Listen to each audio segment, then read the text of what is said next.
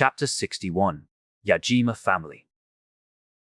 In Yajima House's meeting hall, Yajima Haruko was arguing with her father and mother, Yajima Matsuta and Yajima Honoka. Her father had short brown hair and wore glasses that enhanced his fierce eyes even further. He looked like a strict father. Beside him was a beautiful woman with green hair. She was a nature-endowed beauty. Her calm expression made her appear to be a gentle and caring wife. "Father, why? I don't need to explain it to you." "No means no," her father roared. "I am your successor, am I not?"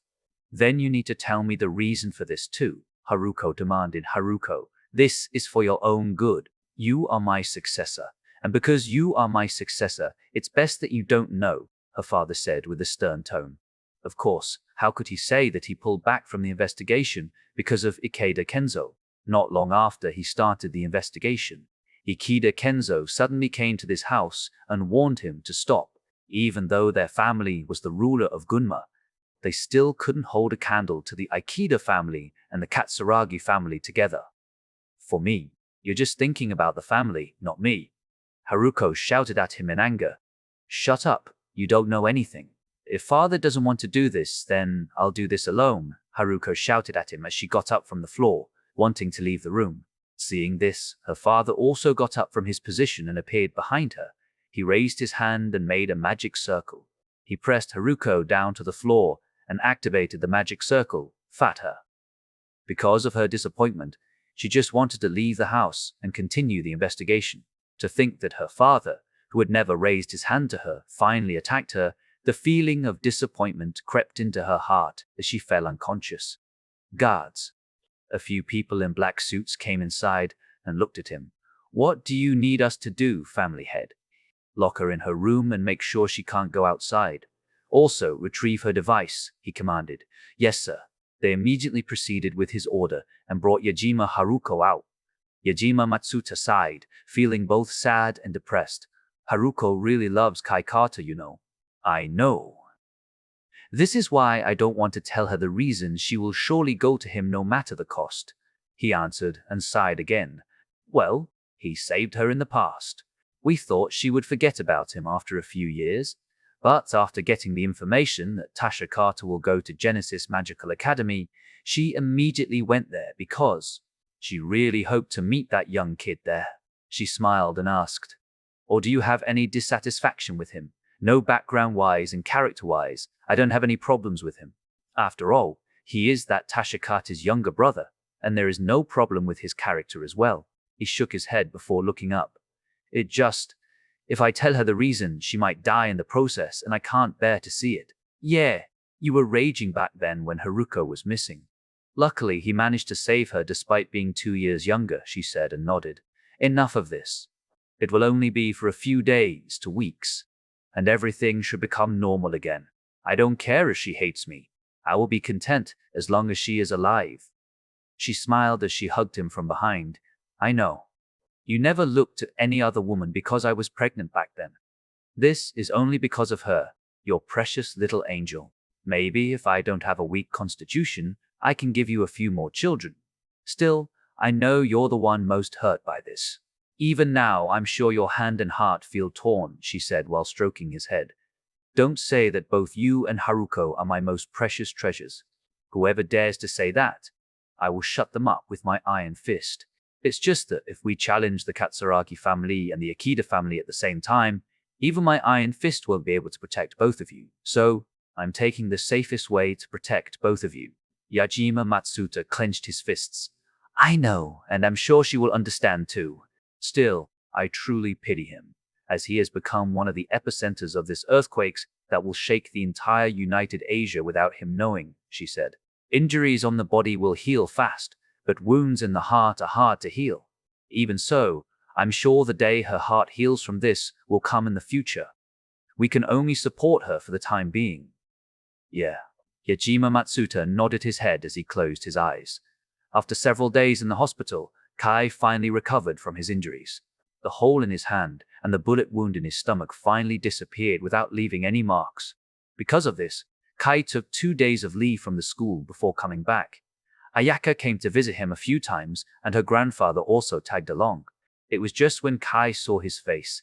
It looked like he was troubled by something. Still, Kai didn't ask as he knew he wasn't in a position to ask about it. He just thanked him for visiting. As for Ayaka, she just took care of him for a while before going back. Shirotsuka Sanae didn't have any injuries except on her fist. So, with just a bit of tweaking by the doctor, she recovered from it after 3 days. In fact, she didn't actually need to be admitted to the hospital. After the situation calmed down, she finally left the hospital since Ayaka volunteered to leave a few people to protect Kai. Tasha also started doing business again while their parents handled the migration process. In the past few days, the situation had been very calm.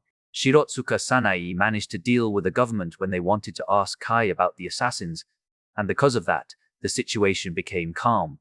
The calm before the storm. Kai then left the hospital and went to school the next day. When Ayaka saw him come, she smiled. "Welcome back." Kai nodded. "Yep." The class went like usual, except that they were short of 6 people. The 4 people that died on the practical test, as well as Katsuragi Takaki and Wada Miyako. So, the class felt a bit empty from Kai's perspective. Ayaka said it had been like this for a few days already, so he accepted it as though nothing happened. He had yet to get any information from Shirotsuka Sanae, so he chose to remain passive and became his parents' bodyguard for the time being. It was at this time that he suddenly got a message from his sister, asking him to meet her on the roof. Seeing that message, he immediately went to the roof. He was surprised to see Shirotsuka Sanae with his sister together. "Sister teacher," Kai frowned. "We have a problem." Tasha immediately went to the point. "Yajima Haruko hasn't come to school these past few days." Kai opened his eyes wide when he heard that. Even though he had expected this, it was still surprising for him to hear this news. The Katsuragi family, Shirotsuka. Sanae nodded. The teacher in charge of her class said she's been absent these past few days with a weird excuse, so I went to their family to check it. Of course, no one knew about it. Then, just as I was about to inform you, I met her. Well, the student council is a bit out of hand without her, Tasha sighed. "So, has something happened to her?" Kai asked. "According to my investigation, she's imprisoned in her house. The Yajima family has stopped investigating the Katsuragi family, but I still don't understand the reason," Sanae explained. "Have you tried to check on her?" Kai asked Tasha. "No, I just found out about this matter not long ago." Tasha looked at him with a complicated expression. "I mean, have you tried contacting her or something?" "Oh, I've tried to contact her, but to no avail. It seems like they're really imprisoning her." Tasha shook her head. "So what should we do about this?" Kai asked. "I'm going to investigate the Yajima family for the time being, since I might be able to get some clues from them," Shirotsuka Sanae said. "Well, I just need to do a bit of negotiation before I can strike the deal and have enough money to send our parents to the US base," Tasha said. "I see. Should I help either of you?" Kai asked Tasha, and Sanae looked at each other before Tasha first answered. "No, you don't need to. I just need to do a bit of negotiation in the term. Since the deal has been made, we just need to wait for a few days, and we can send them out of this place, so I don't think I'll need your help at the moment." "Same with me. Your ability is useful for espionage, but I don't clearly know how you operate and such, so bringing you with me will only increase the chance of being found out." "No need to worry about me. I am a former elite, after all," Sanae shrugged. "Then I'll protect them for the time being," Kai said. After they finished discussing their plan, they disbanded. Unbeknownst to them, the dawn of chaos that would shake the entire United Asia was already knocking on their door. Chapter 62. Leave 2 days before the eve of chaos in the Katsuragi family's abode. They held another meeting because of the blunder, so I heard he was still attending school. Katsuragi Akagi looked at all of his subordinates. Yes, his secretary answered. "One of the assassins managed to get away and told us about this. So, even with 2 groups, he could still escape. Tell me the details." He glared with killing intent. "Yes. According to the assassin, the first group attacked first before the second group did. If they had attacked him together, he would have died, since the second group managed to heavily injure him. Such useless groups. Kill the survivor. My Katsuragi family does not need useless people," he commanded without mercy. "Understood, however, you must know about this first, master." It seems that he had gotten help from a teacher called Shirotsuka Sanae. "She is his homeroom teacher," she informed. "What about her details?" She was a former member of Snake Elite Corps. She was on par with an elite A-rank magician despite having a C rank. However, because of the loss of her friend, she retired from the front lines and became a teacher. Snake Elite Corps. It was one of the 10 most elite corps in our country, right? Yes, the secretary nodded. Katsuragi Akagi contemplated for a while before coming to a conclusion. Are our forces ready? Yes, we are ready to move anytime. She nodded. How about the jamming device? It is already in our aircraft carrier, ready to be transported. Good, prepare our forces and have them move to our base. We will move tomorrow morning. Understood. The secretary nodded, but she suddenly felt something wrong. From your tone, Master, are you going to lead this operation? Since even the assassins are useless, I will lead this operation to make sure he and Tashikata die. We will kill both of them swiftly before the South's family can move. No matter what, Kaikata and Tashikata need to die in 2 days. Yes. I will immediately order the troops. She nodded. Also send all the assassins in the Tokyo region to kill that teacher. Failure won't be tolerated, he said with an annoyed tone. Understood. She nodded. All right, disband.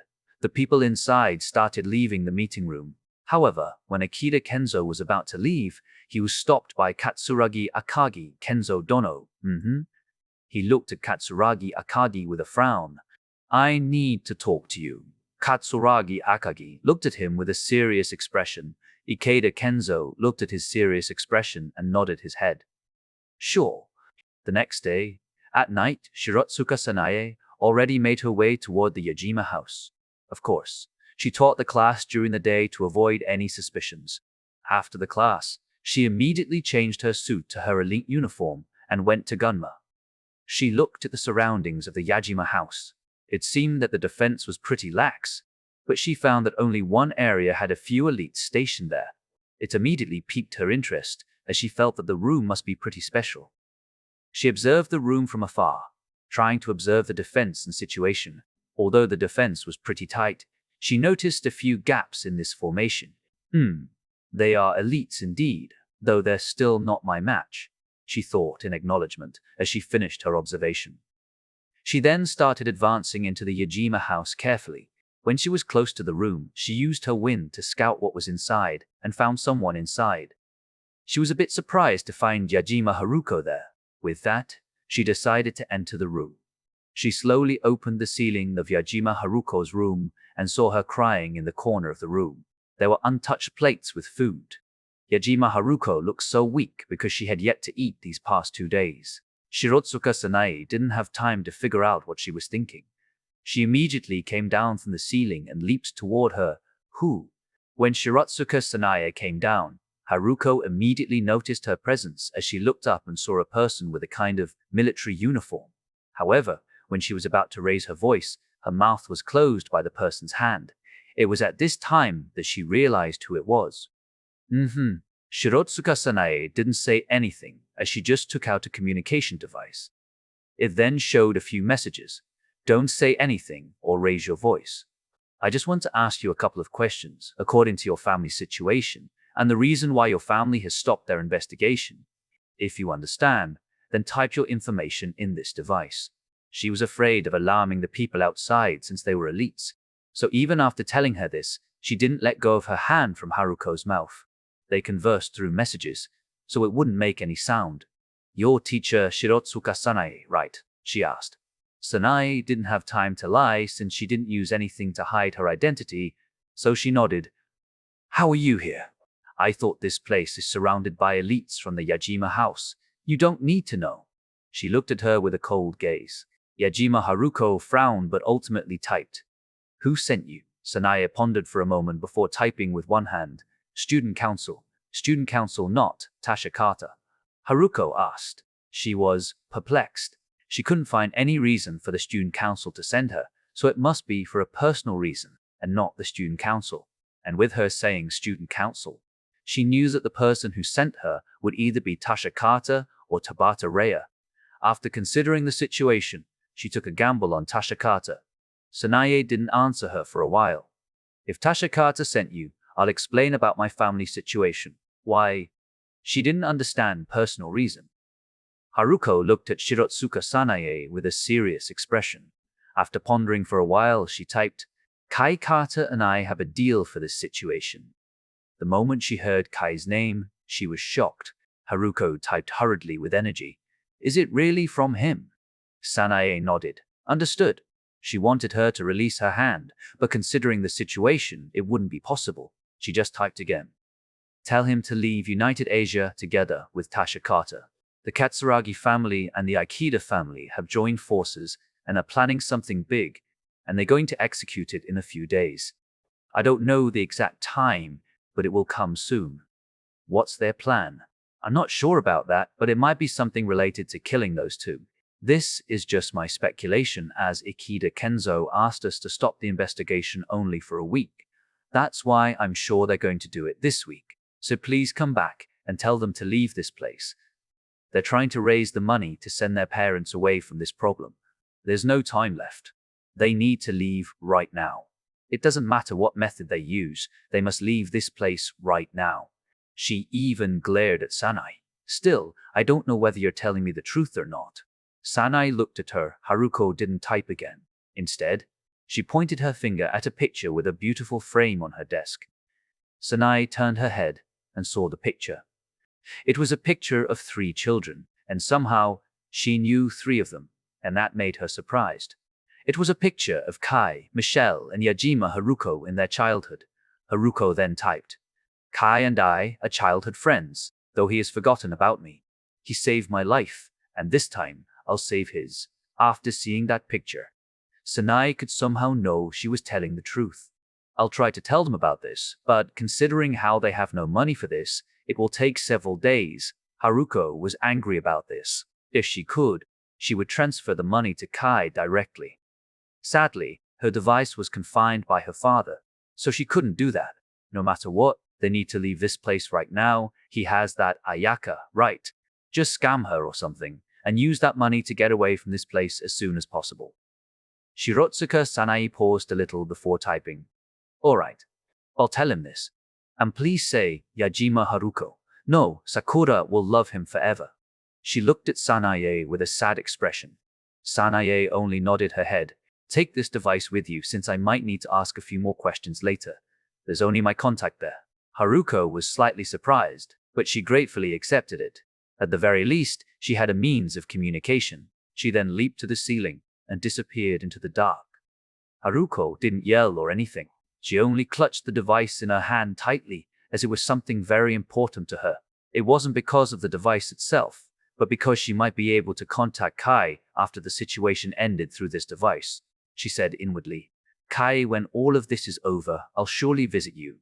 Shirotsuka Sanae didn't care about this, as this wasn't in the scope of her job. She just calmly retreated from the Yajima house. However, after running several hundred meters, she was stopped by almost 30 people. Chapter 65.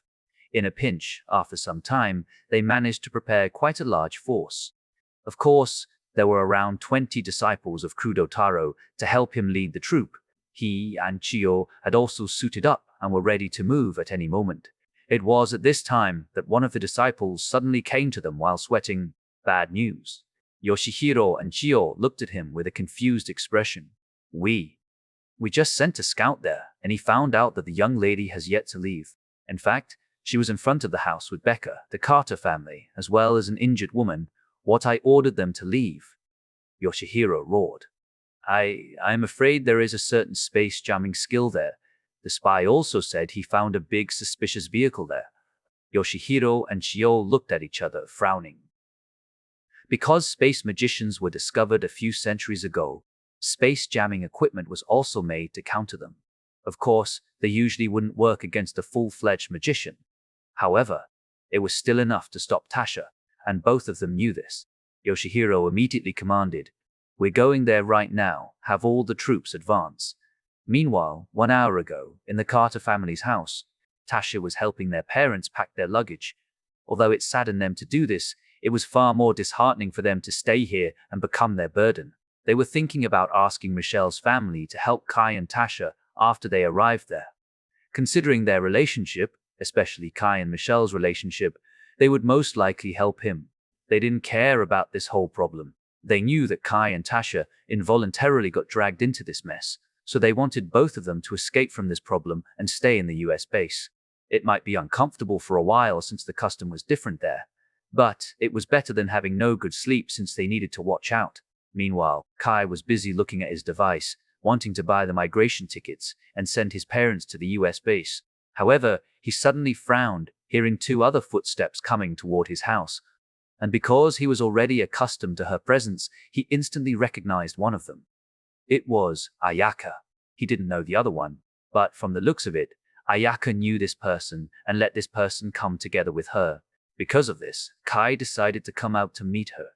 He jumped out of the window, not wanting to alarm the others. When Ayaka arrived and saw Kai in front of his house like he was waiting for her, she was surprised even though she knew about his hearing ability. Kai, she said, a bit embarrassed. Kai nodded and said politely, "How may I help you?" He helped. "No, I was just worried about you, so I wanted to check on you. After all, you seem to be the type of person to solve problems alone without involving anyone else. So I was worried since you suddenly asked me for money. Did something happen? Is this related to the assassination incident a few days ago? Maybe I can ask a few people to help you if I'm too weak to help you," Ayaka offered out of pure concern. Kai looked at her, frowning. He knew Katsuragi Takaki drooled over Ayaka, but he didn't know whether she was on their to-kill list or not, so dragging her to this problem would be a bit problematic. He then looked at the person behind her. He had seen this person back in the Kudo house. If he wasn't mistaken, her name was Becca. She was a disciple of Ayaka's grandfather. "I am just accompanying the young lady," she simply stated. Kai pondered for a moment before sighing. "Come in first. I owe you an explanation for the money anyway.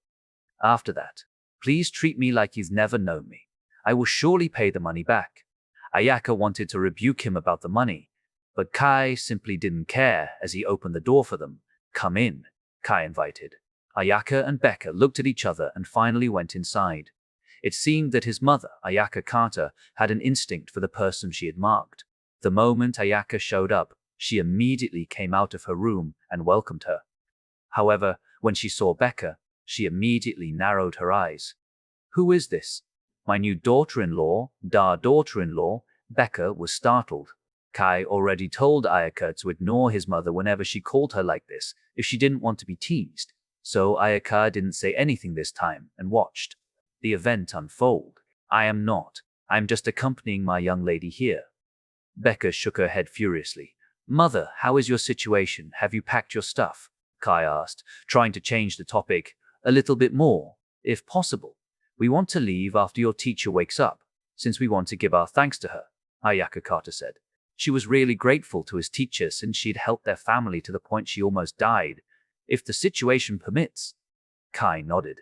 He also wanted to thank Sanai for this. If the enemy came to this place, he was planning to head to the south and send his family from any airports in the southern area. After that, he was going to fight the Katsuragi family to end this grievance.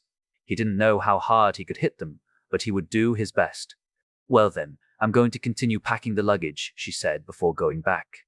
Kai nodded. He then looked at Ayaka and Becca. "Let's go to my room. I'll explain." Ayaka and Becca followed him to his room, and when they arrived, they saw a naked woman in his bed.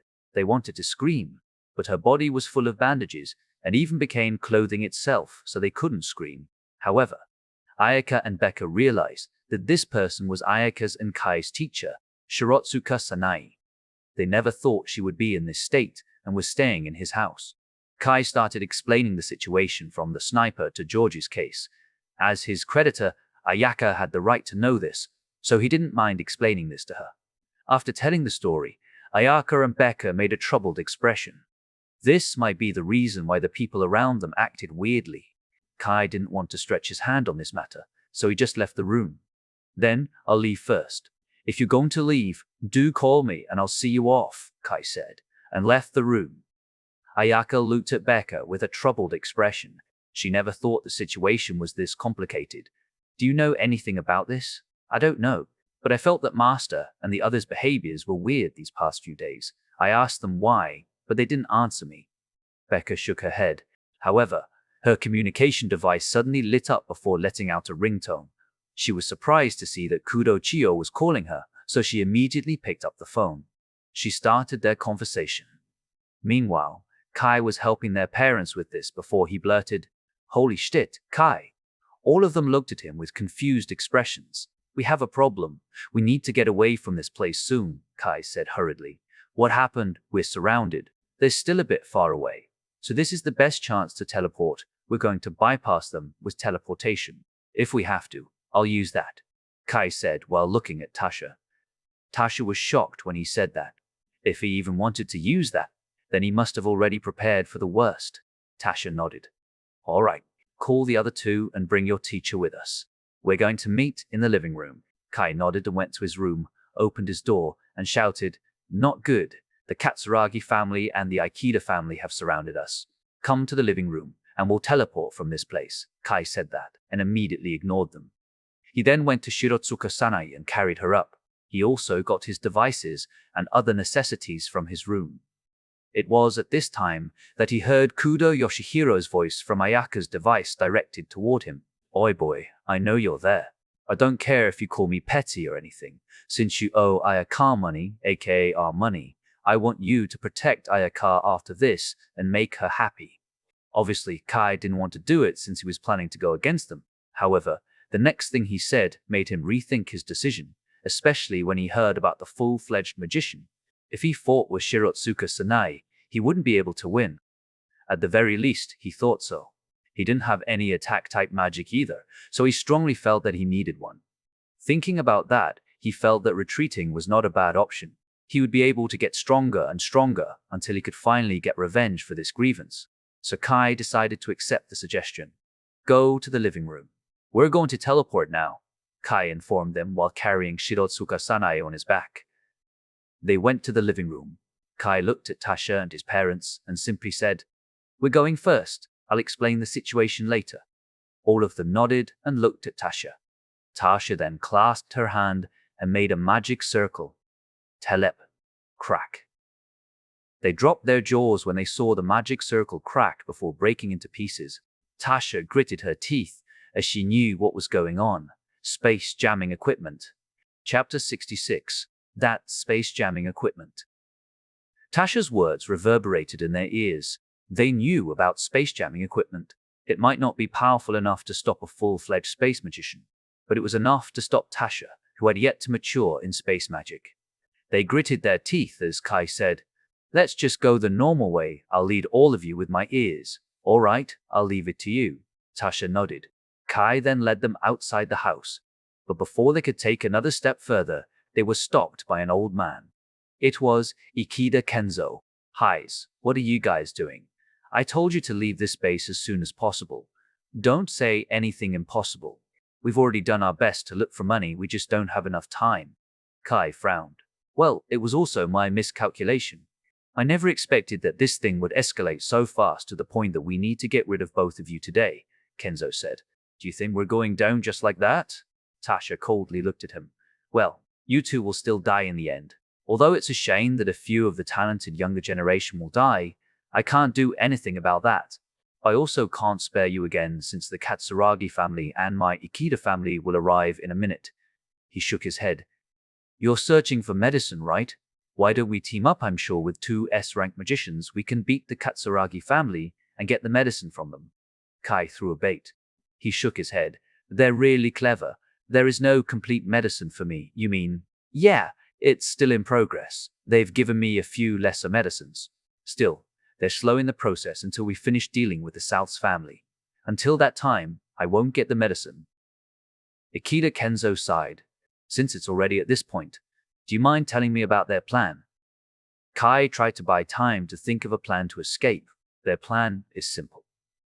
This nation is originally Japan, not United Asia. They just want to change it back to the way it was. However, with so many nationalities in this place, and with some of them managing to gain power, such as the South's family, the only solution for that is a great purge, Ikeda Kenzo explained. He didn't mind giving this much information since they were going to die and the people had yet to come. Kai looked at his father and asked, "Father, can you carry her?" Sure, although I can't fight, carrying her is an easy matter for me. He nodded. Kai then took out his swords. Tasha, Ayaka, and Becca also did the same. You four look like you can fight, but all of you are still too young. He suddenly disappeared. This was the technique he used to repel Kai and Tasha. Back then, he pointed his sword at his neck, but this time, he was going for his parents. Shta. It was at this time that Becca suddenly swung her spear toward James Carter, Kai's father. However, who she was truly targeting was Kenzo, who suddenly appeared in that position. She blew him away and shouted, "Run!" The others started running, but Ikeda Kenzo already appeared in front of them again. I see. So you are Kudo Taro's most loved disciple. As expected of that man, even when he was breathing his last, he didn't care as he believed in his family and disciples, especially you. If you've discovered your full potential, even I might die if I'm not careful. You're the one who killed Master. Becca was filled with anger. Ayaka was also the same. We have no time, we need to run now, Kai shouted, sadly. They heard a hoarse voice from a middle-aged man. Where do you think you're going? All of them turned their heads and saw a middle-aged man. The middle-aged man had silver hair. He wore a white suit that complemented his silver hair. His silver eyes looked at them with killing intent. Not only him, but a large number of others started popping out. They were truly surrounded at this point. You're Katsuragi family's current head, Katsuragi Akagi, Kudo Ayaka said while looking at the middle-aged man. Shut up, you SL'd because of you, my son is ruined. He almost died because of you, he roared. Of course, the people who knew the incident would think, you're the one who almost killed him. I will make all the men in this nation rape you and make you the national BT Ichi so my son will be healed of his obsession with you, he declared. You bastard. Becca roared and charged at him. Her heart was already filled with anger when she knew Kenzo killed her master, and this insult immediately made her insane. Ikeda Kenzo simply appeared in front of her as he swung his sword. Becca also swung her spear while roaring, "Die!" But she had lost her cool, and Ikeda Kenzo easily picked up a floor and blew her to the ground. Boom, Sister Becca. Ayaka immediately helped her up. You can't go anywhere now, the middle-aged man snorted. At this point, Kai suddenly came to the front while making a magic circle. Suddenly, a thin layer of barrier appeared and trapped Tasha and the others inside. Sister, take care of our parents, Kai said with a smile before leaving the barrier. That smile was full of resolve, the resolve to die. All of them were taken aback by that. Only Tasha knew what he wanted to do, and Ayaka, who barely knew about it. As for Becca and their parents, they didn't have a single clue. Without giving them a chance to react, Kai clasped his hands and made a big magic circle in front of him. If I need to die, then at least I'll bring all of you along with me. Ultrasonic Asa. Kai, Tasha and Ayaka finally reacted as they were going to leave the barrier to prevent him from doing that. They knew Kai wanted to do his suicidal move. However, before Kai could finish the magic circle, and before Tasha and Ayaka could stop him, they heard a shout. Attack! Suddenly, a barrage of magic attacks appeared from the sky and rained down on them. Enemy attack. All of them were startled by this. They never thought that they would be ambushed like this. Kai also released his barrier. When two figures suddenly came out, Ayaka immediately shouted, "Father, Mother!" The two of them were also followed by 1,000 people. All of them started engaging the joint forces of the Katsuragi family and Ikeda family. Because of this event, they had rushed here, so they didn't bring the South's family with them. That was why when they appeared, Kudo Yoshihiro suddenly appeared in front of Ayaka and punched her abdomen. Fath. Ayaka never expected this as she fell unconscious before falling into Becca's embrace. Yoshihiro then looked at Kai. Boy, leave this place and take care of my daughter. She might be a bit spoiled, but she learns fast, so I'm sure she'll mature very quickly. After that, he looked at Kai's father, James Carter. I'm sure that we, as fathers, want the best for our children. That's why this is a request not as Kudo Group's head, but as Kudo Ayaka's father. Please take care of her like your own daughter. I'll leave them to you. That's right. He then turned to Tasha. You can teleport, right? Immediately teleport outside this nation. I've been informed that all the airports for base immigration have been blocked by them. If possible, Teleport to the military base in Korea. No, I think they've also blocked the military base. Just teleport to the US base directly. Do you think I can? Tasha rebuked. This is how prepared they are. Yoshihiro gritted his teeth. He just got information telling him that all the forces he stationed in the airports had been intercepted. He didn't have any information about the bases outside United Asia. However, he knew that the Katsuragi family and Akita family wouldn't let these kids leave. Kai looked at his sister and said, "Sister, I think we need to use that." No, it might be the only way. Tasha realized what his plan was. She immediately protested. "That's too reckless." Boom. They suddenly heard a loud explosion. Immediately after, Yoshihiro got a message. The space jamming equipment has been destroyed. Kai looked at his sister. "If we can't use the planes, then we'll teleport. I'm the only one who can do that." Tasha was contemplating about this. She knew what kind of burden he would have to bear if he were to use that. She didn't want him to use it, but she couldn't think of another way to escape. Even though she could use teleportation magic, she could only teleport a few kilometers from her current position. This was because it wasn't her specialty. Just like Kai's sound magic, which was different from others, Tasha's space magic was also different, and teleportation was not her forte. "Sister, we need it right now." Kai pressed the matter. She looked at Kai while gritting her teeth. She shouted, "Fine." He looked at her with a small smile. Both of them got closer. The others were confused about what they meant by that, so they looked at them while frowning. They didn't have much time. However, what they saw completely shocked them. Chapter 67. Escape. Their minds were completely blown when they saw Kai and Tasha kissing. However, there was something different with this kiss as Tasha's back started glowing. On her back, a circle symbol akin to a magic circle appeared, and it was activated. Magic power suddenly surged out of that symbol into the air before going inside Kai's body. All the people witnessing the scene halted, as they could feel an overbearing amount of magic power. It was coming from Tasha and Kai.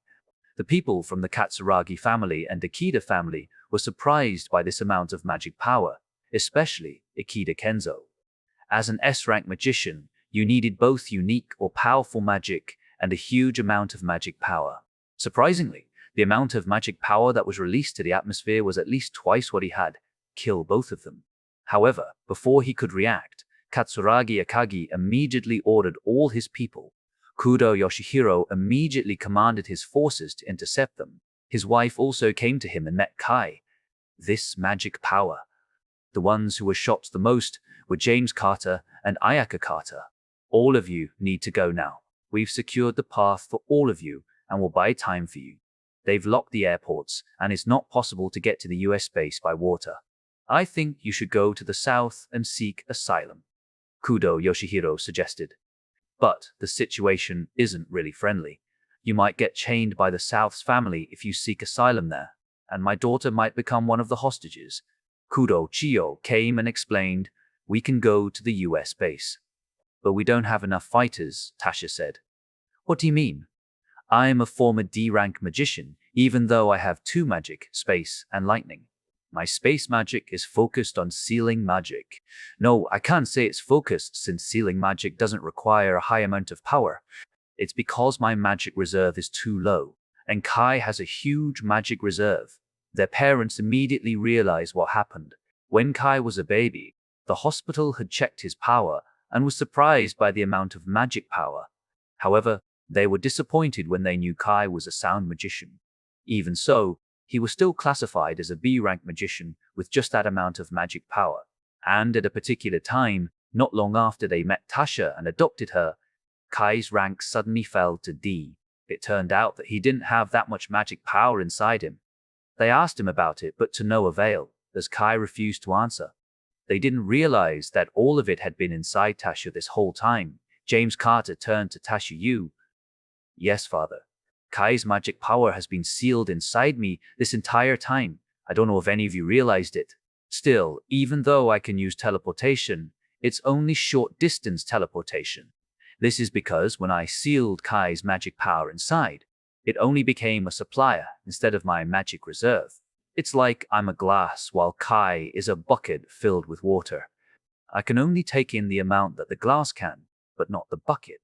So with that short distance teleportation, I've drained the water in the glass and have the bucket to refill it again, Tasha explained. I'm sorry I've been hiding this from both of you. I'm not qualified to be your daughter. I'm the one who asked her to seal it. Kai suddenly rebuked her claim. This magic power, as well as my hearing, is troublesome, I see. James Carter nodded and smiled. Both of you are family, aren't you? It's normal for family members to help each other, but it still doesn't solve our situation, Kudo Yoshihiro reminded. As I said earlier, I'm used to sealing magic. If I can seal Kai's magic power inside my body, I can also do the opposite. In other words, I can seal my teleportation magic inside Kai. However, during this period, I'll just be a normal D-rank magician, Tasha explained. With my power, I can only teleport all of these people to around 1,500 kilometers away from here, Kai said while looking at his parents, Tasha, Sanai, and Becca. And it's only in a certain direction. It won't be enough to teleport from this place all the way to the US base, Yoshihiro murmured while pondering something. Go to Chugoku region first. That place is the closest to Korea. At the very least, you'll be able to leave this cursed place, Kudochio suggested. Kai frowned. Go to Korea then to Russia. After that, I'll go to Alaska before teleporting to the US base. That's what I meant. Kudochio nodded. Can you do it, Kai? I can, but I need to teleport a few times, so I might not be able to fight after this, Kai said. Then you don't need to bother with us, James Carter suddenly said. Go bring other fighters with you to protect you. No. Kai instantly rejected that idea. It was the dumbest solution at the moment. You can take Becca with you. Although she's a little clumsy, she is one of our elites. After my daughter wakes up, just beat the crap out of her if she cries over us and forces her to fight, Kudo Yoshihiro said. You're not going? Kai asked. No. They killed our father. We need to take revenge for this. My wife and I already decided this will be where we fall. Yoshihiro shook his head before looking at Kai with a serious expression. That's why, boy, make sure to take care of Ayaka well. I don't care if she's rich or poor. As long as she leads a happy life, I have no complaints. Why don't you bring both of them too, Kai? James Carter asked. Kai shook his head. I can't. If I bring both of them, I'll only be able to teleport all of us for around 900 kilometers. It won't be enough to cross from Russia to Alaska. Wait, we might be able. We just need to get as close as possible. I can bring both of you to the US base. Kai looked at Kudo Yoshihiro and Kudochio. I can teleport from Chugoku to South Korea, then go all the way to Russia. After that, I can teleport to the small island between Russia and Alaska before teleporting all the way to Alaska. It should be enough. Kai looked at them with a serious expression. This. He pondered for a moment, but he suddenly heard an explosion from the side. Boom ga. It was Ikeda Kenzo. He was coming to take their lives. Chi, he clicked his teeth, noticing their time was short. He roared, all from Kudo Group. We are going to make a strategic retreat. Those of you who are alive will go to the K1 location and wait for further instruction. They were confused by this order. Nonetheless, they carried it out immediately. Kudo Yoshihiro decided to take Kai's suggestion. If he and his wife came along with him and retreated to the US base, they could rise again from there and avenge their father. The only thing he needed to do was take care of his subordinates. He wanted all of them to go into hiding before going to the US base and building Kudo Group again from scratch. With capital and research, they should be able to grow pretty quickly. Kai and the others immediately followed the crowd. It was at this time that 5 people came to them. Sir, what are we going to do? Aren't we going to avenge Master? One of them asked. Change of plans. Because of the situation, I will rebuild the Kudo Group in the US base. After we grow into a stronger existence, we will then attack the Katsuragi family and Ikeda family, he said. But aren't the airports sealed by them? I have a plan for that. I'll pave the way for all of you there, so when you arrive at the US base, you will have a shelter there. That's why all of you will go to our secret base and hide there for a while. With the war against the South going on, there should be a few gaps to exploit. At that time, all of you will go to the US base. No need to care about the money. Kudo Group has enough money to migrate all of you, Yoshihiro said. But sir, I think someone needs to hold the rear, he said as he looked at their back. They looked at their comrades butchered by the people from the two families. That's why 5 of us will get 100 people and reinforce the rear and hold them back. Within that time, please escape from this place. All of us already agreed to this. Anyway, we're glad that the young lady is all right. All of them nodded and immediately stopped to hold back the rear. Those fools. Kudo Yoshihiro gritted his teeth. 5 of them were his father's disciples. He wanted to stop them, but if he did that after the teaching of his father, it would only mean that he underestimated their resolve. All of you won't be able to pursue them. He had thought to go into hiding for a while before coming up again, but the Katsuragi family wouldn't let them do that, considering their greed. All in all, the only path for them was to decline, and at that time, the Katsuragi family would surely search for their remnants and kill them. This was why he decided to rebuild Kudo Group in the US base. He steeled himself and went toward the south. Some of them were running through the roofs and some others were flying. Nonetheless, most of the pursuers were stopped by those 100 men. Kudo Yoshihiro swore he would treat all their families well. Chapter 68, Escape Part 2. Damn it. Those crazy people just wouldn't let us through. Katsuragi Akagi was angered by the fact that Kai and Tasha Carter, as well as the core members of Kudo Group, managed to escape. Immediately search for their location. We need to kill them no matter what. His subordinates didn't dare to say anything about it as they proceeded with their investigation. The next day, they reported that they found them in Tottori. He immediately moved his entire forces there. He also ordered the people from the Katsuragi family who were fighting in China's border to be prepared for their group in case they managed to escape.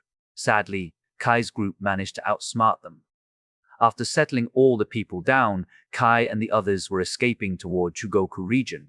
Kudo Yoshihiro received information that the Katsuragi family and Ikeda family were hunting down the people who were working for the Kudo family, and they were still searching for them. It seemed that they knew his group would go to the US base by teleportation, so they also stationed their men there. If they managed to pass their barrier, then those people wouldn't be able to kill their group. There might be 2 possible scenarios for Kai and the others. First, they could go to the south to seek asylum, but they might be treated like slaves. After all, Tasha Carter's identity as an S-rank magician was worth so much. It might not only be her, but the Kudos might also be poorly treated there, and might even demand their research. So Kai and Yoshihiro agreed not to go there. The other scenario was settling down around the south and waiting for this storm to pass. Even so, the people from the Katsuragi family might be able to track them down, so it wasn't an option either. All of them had decided that they would go to the US base with Kai's teleportation. Because of their number, Kai could only teleport a short distance away. That was why, after they managed to escape from their pursuers, Kai and the others immediately made their way toward Tottori in Chugoku region and teleported to South Korea. It took them almost the entire day. Ayaka had also woken up. Although she made quite a fuss, after seeing her father and mother together, she sobered up. With this, they would have 5 fighters in their group, the Kudos, Becca, and Tasha. Kai was only responsible for teleporting them while his parents were taking care of the whole group, including the injured Shirotsuka Sanai. After arriving at the shore in Tottori, they stopped at a small restaurant to eat and stock up some things for the journey. Kai explained the whole plan again. Since Ayaka often told stories about Kai in the family, they knew Kai had a good brain and made good plans. We're going toward Ulan in Russia. It should be the closest area to Alaska. This way, I can teleport all of us to Alaska. However, we might encounter an S-rank magical beast there. If I'm not mistaken, it's around the shore, Kai said. If you're talking about the snake god, then yes. Yoshihiro nodded. The snake god was one of the S-rank magical beasts in the world. With a length of almost 1 kilometer, it was one of the biggest magical beasts in the world. If they were to encounter that beast, the only option was to run. That said, even if we go deeper, we would be surrounded by magical beasts. What should we do? Kai sighed. We can see that huge snake from the satellite, so it shouldn't be a problem. If needed, we can sage your teleportation ability and use it to get past the snake, Yoshihiro said. We can take turns in killing the magical beasts. My wife and I can go first, while Becca, Ayaka, and Tasha Carter can go next. That way, we can continuously fight the magical beasts. As for you, I think you need to save your teleportation ability. First of all, we will need it to escape the pursuit of the soldiers that are stationed at China's border. And we also need some reassurances in case we are overwhelmed by the magical beasts. Ultimately, we will need your power to cross the ocean and go to Alaska. That's why we're going toward them by flying. However, the only one who can fly is me, Ayaka, and the unconscious teacher over there. Yoshihiro sighed. Ah, I can make a small air balloon for us. As long as I have a piece of fabric big enough for it, I can turn it into a balloon. My magic can reinforce the fabric and make it flexible. Ah, I bought a huge fabric. I can also turn fabric into a shield, but it won't be strong enough to block a single attack, so all I can do is this, James Carter said, ashamed. All of them immediately understood the reason he bought a big fabric scroll with him. That's good. We can make an artificial air balloon to carry us to Yuelen. This way, we can arrive at Yuelen in less than 2 days, Yoshihiro said. I'll generate the wind while Ayaka will use her fire to boost our speed. Ayaka nodded. This will be a dangerous journey, but it's still better than staying in this place, Kai said. Indeed. I'll try to make a platform for us, James said. We will. Everyone wanted to help, but Kai didn't give them a chance. Kai clasped his hands. He used teleportation magic and disappeared from the place. Because all his magic power came back to his body, his hearing was enhanced once again. He could hear the Katsuragi family and Ikeda family from almost 10 kilometers away, so he decided to escape before they could restrict their space magic again. They knew Kai's position from the cameras around the town. They had prepared everything. They even hacked into the security system. Unfortunately, they were no match against Kai's hearing. A moment later, all of them appeared in the South Korea region. They didn't know their exact location, but it should be an abandoned city. Kai suddenly dropped to the ground while panting. It was really taxing for him to use that teleportation magic. Kai, James Carter, and Ayaka Carter immediately helped him up. Ayaka and Tasha wanted to check on him, but they refrained themselves as they immediately checked their surroundings. They needed to make sure there were no monsters that would attack them. It was at this time that Kai said, "No need to worry. There's only a small group of magical beasts a few hundred meters away. They're not really that strong, so we can rest here first." All of them looked at Kai, feeling a bit guilty for not doing anything. James Carter immediately said, "I'll make the balloon now. I just need to shape the fabric and attach it to the platform. I'll try to find a wood plank that can hold all of us," Kudo Yoshihiro said. All of them immediately went to do their own thing. The father duo was doing their own duties and helping each other. Tasha, Ayaka, and Becca were discussing their battle plan with Kudo Chiyo. As for Ayaka Carter, she was taking care of Shirotsuka Sanae. Meanwhile, Kai was busy trying to restore his magic power as soon as possible. After around an hour or so, all of them finished with their own thing. It was at this time that Kudo Yoshihiro gave an unusual suggestion. "I have another idea. How about we steal a military chopper? Although we can't go all the way to Yuelen, we should be able to cut half of the distance in a few hours. How about getting the fuel too?" Kai was astonished by his idea and asked, "That'll be a bit troublesome. All the magic cores that fuel them are heavily guarded." Kudo Yoshihiro shook his head. "I'm not that good at this teleportation thing, but if I give it back to Sister, maybe you can grab a few magic cores." Kai turned his head to Tasha. I can." Tasha nodded. "That would be great. According to the map, we're around Jeonju while the military base is in Seoul. We will use this artificial air balloon to transport us there. I have some connections with the military, so I'll try to trick them." Yoshihiro nodded. He didn't care about the army anymore, since Kudo Group was no more in United Asia. All of them nodded, agreeing with the plan. At this point, they didn't care anymore, since they were going to the US base and were going to settle there. After attaching the fabric to the wooden plate, all of them immediately got in. Yoshihiro then used his wind magic to blow the fabric upward, while Ayaka used her fire magic to boost their speed. Since the region was almost cleared by the army, they could enjoy the scenery. The journey was peaceful. There were a few flying beasts that came their way, and they were quickly butchered by Tasha's arrow. All in all, it was quite a peaceful journey.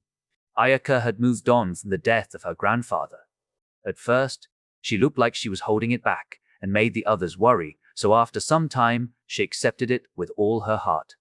She was very eager to come to the US base and get stronger so she could avenge her grandfather. Chapter 69. Escape Part 3. Night had already descended when they finally arrived at the South Korea military base. Tasha sealed Kai's magic power inside her body again. Tasha teleported skillfully with Kai to make sure no one found them. Kai guided her to the area one by one and stole a few magic cores. It seemed that they were already very used to this, and that made their parents baffled. After that, Tasha and Kai moved toward their dock and stole a chopper. The next day, they would realize that one of the helicopters they used to send the soldiers to the front lines was missing. Tasha and Kai teleported together with the chopper to a small flat area. "Can you fly it, dear?" Kudo Chio asked. "I can. This is the same type as the chopper that I used to fly." Yoshihiro nodded. Seeing that the people were relieved, he said, "Board the chopper." They immediately boarded the chopper and soared to the sky. He made sure to make a bit of distance from the military base to avoid being found out. As expected, it was more comfortable than going by the artificial air balloon. It was a lucky day. They were flying just above the sea since they wouldn't need to fight flying beasts above the seas. Earlier, Ayaka asked why they didn't just fly to the US base immediately. Yoshihiro simply shook his head as it was not possible. "The fuel isn't enough." "But I can fly. As long as I know the way, I should be able to change the fuel mid-air," Ayaka said. "Nope, you can't do that. Before you can replace the core, this chopper will fall down the ocean, and even my wind magic won't be able to hold it still as it's too heavy." Yoshihiro shrugged. "That's why we'll land for a while every time we need to change the fuel. At that time, I expect some of you to clear the magical beasts nearby." All of them nodded. After a few hours, they needed to land on Russia's border. As expected, there were several magical beasts nearby. Kudo, Chiyo, and Becca immediately jumped off the chopper. Waterfall. Becca made the first move. A huge amount of water immediately came out of the magic circle and flooded the area. Ice field. After that, Kudo Chiyo immediately used her ice magic to freeze the water to trap the magical beasts. Seeing that, both of them took out their swords and killed the beasts one by one. Ayaka was surprised to see their prowess. She couldn't even defeat Becca, and when she saw how her mother was stronger than Becca, she gasped. Yoshihiro let out a chuckle. "Your mother's offensive ability is really great. You know, she just uses it simply, and her movement is a bit easy to predict. That's why your mother can't defeat me. In terms of firepower alone, she might even rival your grandfather. You were just like your mother, but it seems that I was worried for nothing." Yoshihiro made a sly smile as he glanced at Kai. Tasha only snorted as he took out her bow and started shooting the magical beasts from the chopper. After a few minutes, they managed to secure a foothold. Ayaka didn't even get a chance to help Kai. Immediately used his ears to observe their surroundings. He suddenly cursed. "Holy shit, what happens, boy?" Yoshihiro asked. "We need to get away from this place immediately. We're going to be surrounded by at least 1,000 magical beasts." Kai said. "I'll need around 10 minutes to refill the fuel," Yoshihiro said while frowning. "It seems that our fight earlier attracted their attention, so we need to buy time," Kudo Chiyo said as she turned to her husband. "I'm going to make terrain." He nodded and warned everyone, "Whatever happens, just don't move." All of them were perplexed. Kudo Chiyo simply placed her hands on the ground and used her skill. Iceberg formation, rumble, rumble. They looked left and right to see what this rumbling was about. A few huge magic circles appeared beneath their feet as a few icebergs came out of the magic circles and made a small hill. They suddenly got a height advantage. Kudo Chiyo then looked at James Carter. "You can make something more elastic or solid, right?" "Yeah, that's my magic. Can you make a few areas more elastic? This way, the terrain will be more disadvantageous for them," Kudo Chiyo said. She wanted to make traps. It was like running on a hill while having to step in the mud. It would throw the balance off. James Carter nodded. He started touching a few places and turned them into elastic ice, so when the magical beasts stepped on them, it would bounce a little and hopefully trick the magical beasts. "Father, come back here. They've arrived," Kai called after 2 minutes. James nodded as he made a few more traps on his way to the top. The magical beasts finally started coming from the town. "This should be one of the resorts," as they could see a few buildings that looked like a hotel around the area. Some of the magical beasts were coming from the ground, and some others climbed the hotel, trying to attack them from above. Sister, attack the ones from above, Kai said to Tasha, who then nodded her head in response. We're going to be the vanguard, Kudo, Chiyo, and Becca said. Chiyo then turned to Ayaka and Kai. You two protect the chopper, okay? Kai nodded. I'll be ready to teleport all of us in case we need it. Ayaka wanted to join their fight, but she ultimately only nodded her head in the end. There might be a few magical beasts that could pass them and go for the chopper, so fighting here and fighting there would be the same as both were important. Go, lightning piercer. Tasha immediately shot one of her arrows toward a magical beast on top of the building. Although she was only a D rank at the moment, because the magic power was in Kai's body, her lightning element was still powerful. Tasha only focused on the piercing power of the lightning. Kai could see that the magical beast tried to block her arrow, but it pierced its hand instead and blew its head. She immediately started killing the others. Meanwhile, on the ground, Kudo, Chiyo, and Becca were in a fierce fight, water flood. It was filling the landscape with water, making the ice hill even more slippery. Numerous magical beasts slipped and brought the others down too. Kudo Chiyo took advantage of that and made a magic circle. Icicle. She shot out several icicles from the magic circle. Unexpectedly, the beasts didn't really care about that. Even though a few had fallen, the rest immediately charged toward them again. Suddenly, Kai came to the front and asked, Mom, can you freeze the water like before? You can call me Aunt, you know, she corrected him. At first, she was a bit concerned about Ayaka's relationship with Kai, but after a few days together, she thought Kai was the best candidate to be her son-in-law. As for your question, yes, I can, but it's just adding another layer of ice. It might even make them more comfortable in climbing this, since it will cover all of your dad's traps. Yes, I know. I noticed that a few of them slip through the traps, but it's not very effective, I guess. Well, better than nothing, Kudo Chiyo said, not wanting to say bad things about James Carter. So I have an idea. How about we make ice spikes on the ground so when they step on them they will be injured? Kai asked. I wish we could, but my water won't take any shape, so the best I can do is flood the ice and make them more slippery. Becca finally opened her mouth. Rest assured, I'll take care of that. Sounds have their own shape. Ah, do you want to try that? I remember an experiment where you put water on a speaker, and it burst out. Kudo Chiyo said while recording the scene. Kai nodded. I'll use a high-frequency sound and make them spike. All right, let's try it. Becca. Yes, milady, she nodded and made a magic circle, water flood, melody resonance. He made a magic circle, but this time, it was a huge magic circle that covered the entire ice hill. Since he had gotten his magic power back, he could make a big move like this. Melody resonance was a skill to disrupt brainwaves, but this time, he only used it as a speaker. Tongue. A high-pitched sound immediately filled their ears. The sound was dampened by the water, so it didn't bother their ears that much. On the other hand, the water was spiking a bit higher than he expected. It even reached the magical beasts' heads. Kai shouted. Now, ice field. The water started freezing from their position to the bottom of the hills. However, they could see that the spiking water was frozen and made huge ice spikes. Some of them might only reach the foot of magical beasts, but some of them reached their heads and pierced them. This was like a more extreme version of the barbed wires that were used in the military. They, including Kai, were speechless by the effect. They only thought it would hinder the magical beasts, but to think it could kill them too. Kudo Chiyo suddenly turned her head to Kai and patted his shoulder. We succeeded, son. Chapter 70. Plan Kai was rendered speechless when he heard her call him son. There was nothing established yet between him and Ayaka. He shook his head and sighed. Madam, we still have magical beasts coming our way, you know.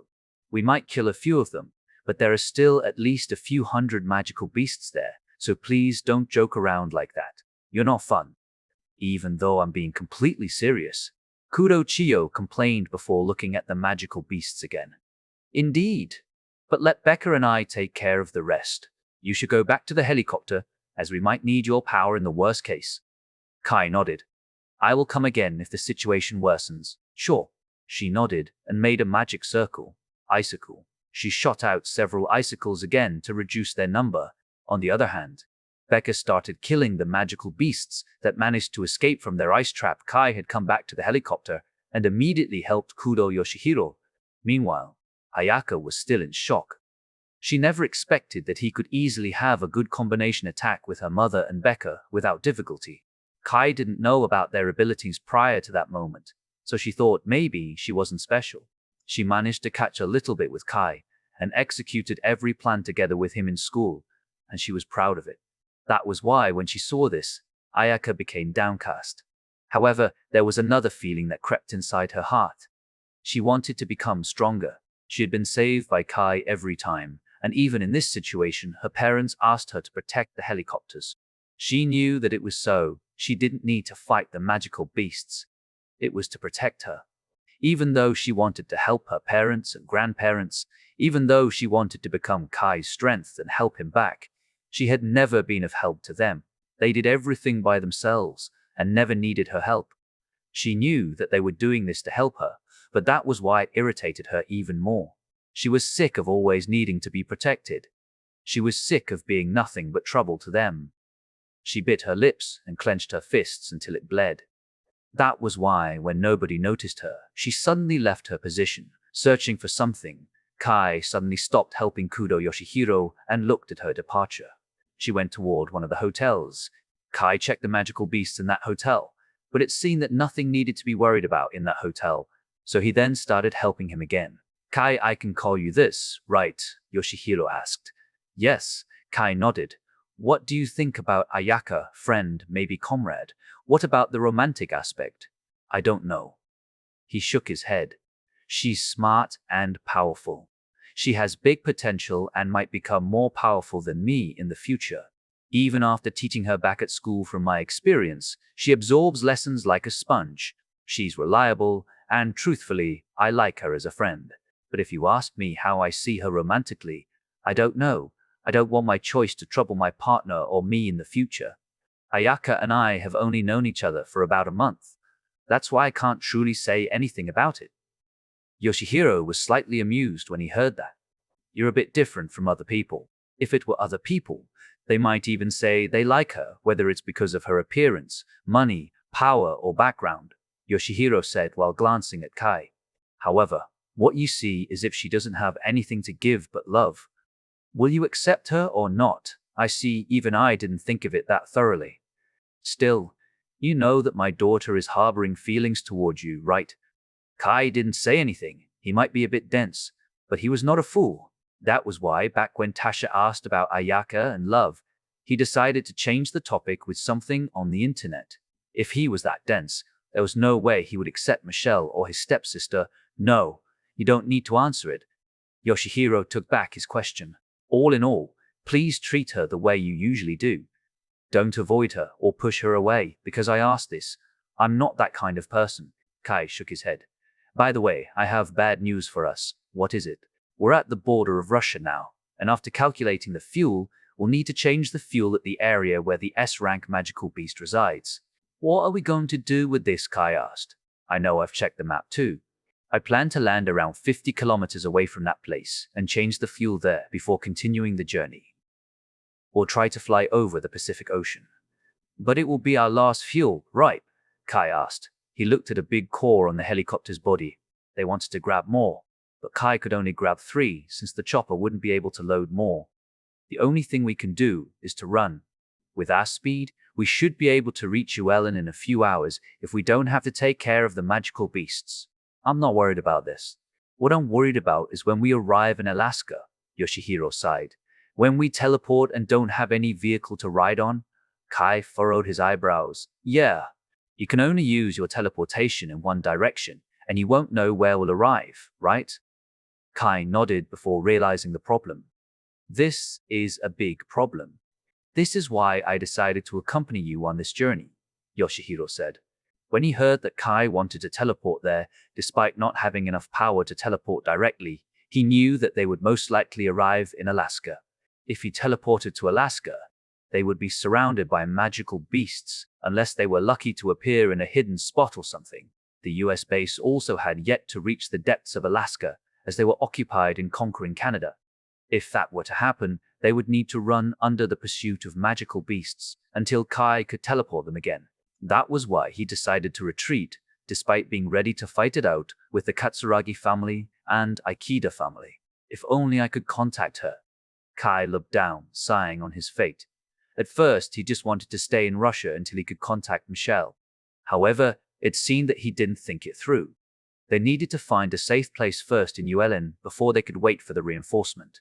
They might need to fight against the magical beasts nearby for a few days, since it would still take a long time before Michelle finished her business. He was wondering whether he could survive for that many days with only his family.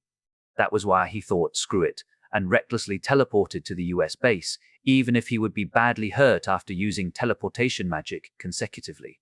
However, it would be different if Ayaka and Becca joined together with Kudo Yoshihiro and Kudo Chiyo. Their fighting power increased drastically, and the possibility of surviving the magical beasts was higher than ever. Although the distance of his teleportation shrank, their group strength had increased. You must be planning to teleport from United Asia to Korea, then to Russia, before teleporting to Alaska, and finally the US base. Still, it seems that we've become your additional burden, Kudo Yoshihiro said. Kai shook his head. I would be too tired to teleport again after I use my full power to teleport, and we might even appear in the middle of a magical beast horde. If that happens, my sister alone wouldn't be able to win, and our group would be destroyed in an instant. How about we stay in Yuelin until we get reinforcements? Kai suggested. You're underestimating the front lines too much. There are still a few thousand magical beasts in Yuelin, even though it's a small place, he said. I see. We can only rush, huh? Kai sighed. Yep, that's what we're going to do. He nodded. Wait. How about I teleport all of you before we meet the S-rank magical beast? The fuel should be enough for us to reach Yuelin before replacing it to the last magic core, Kai asked. Are you sure? By the time you're about to teleport all of us together, the distance would have already shrunk too much. If you teleport us together with this helicopter? Yoshihiro looked at him with a troubled expression.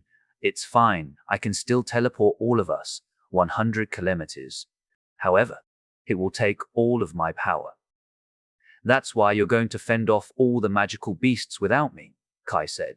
Yoshihiro frowned, weighing something in his mind. Kai's plan was indeed their safest route. I'm sorry to burden you like this, it's fine. Please take care of my parents and sister when I'm unconscious. Kai shrugged. I'll protect them like how I would protect my daughter, he said with a serious expression. Feeling relieved, he nodded. All right, that's the plan. The fuel should start pumping in 2 minutes, Yoshihiro said while closing the fuel tank. Kai nodded before his eyes widened. This is going to be bad. What happened? It seems that our fight here attracted more magical beasts nearby. There are at least 2,000. They'll arrive here in about a minute, he said. Kudo Yoshihiro frowned. Chapter 71. S-rank snake. I'll go get Miss Kudo for a bit, Kai said. Just call her Ayaka, like you usually do, he said. By the way, where did she go? She's there, Kai pointed at one of the tallest buildings. He glanced at Kai, wondering why he didn't stop her even though he knew she went there. But considering his ears, he thought Kai must have known that it wasn't dangerous, so he let her be. All right. He nodded.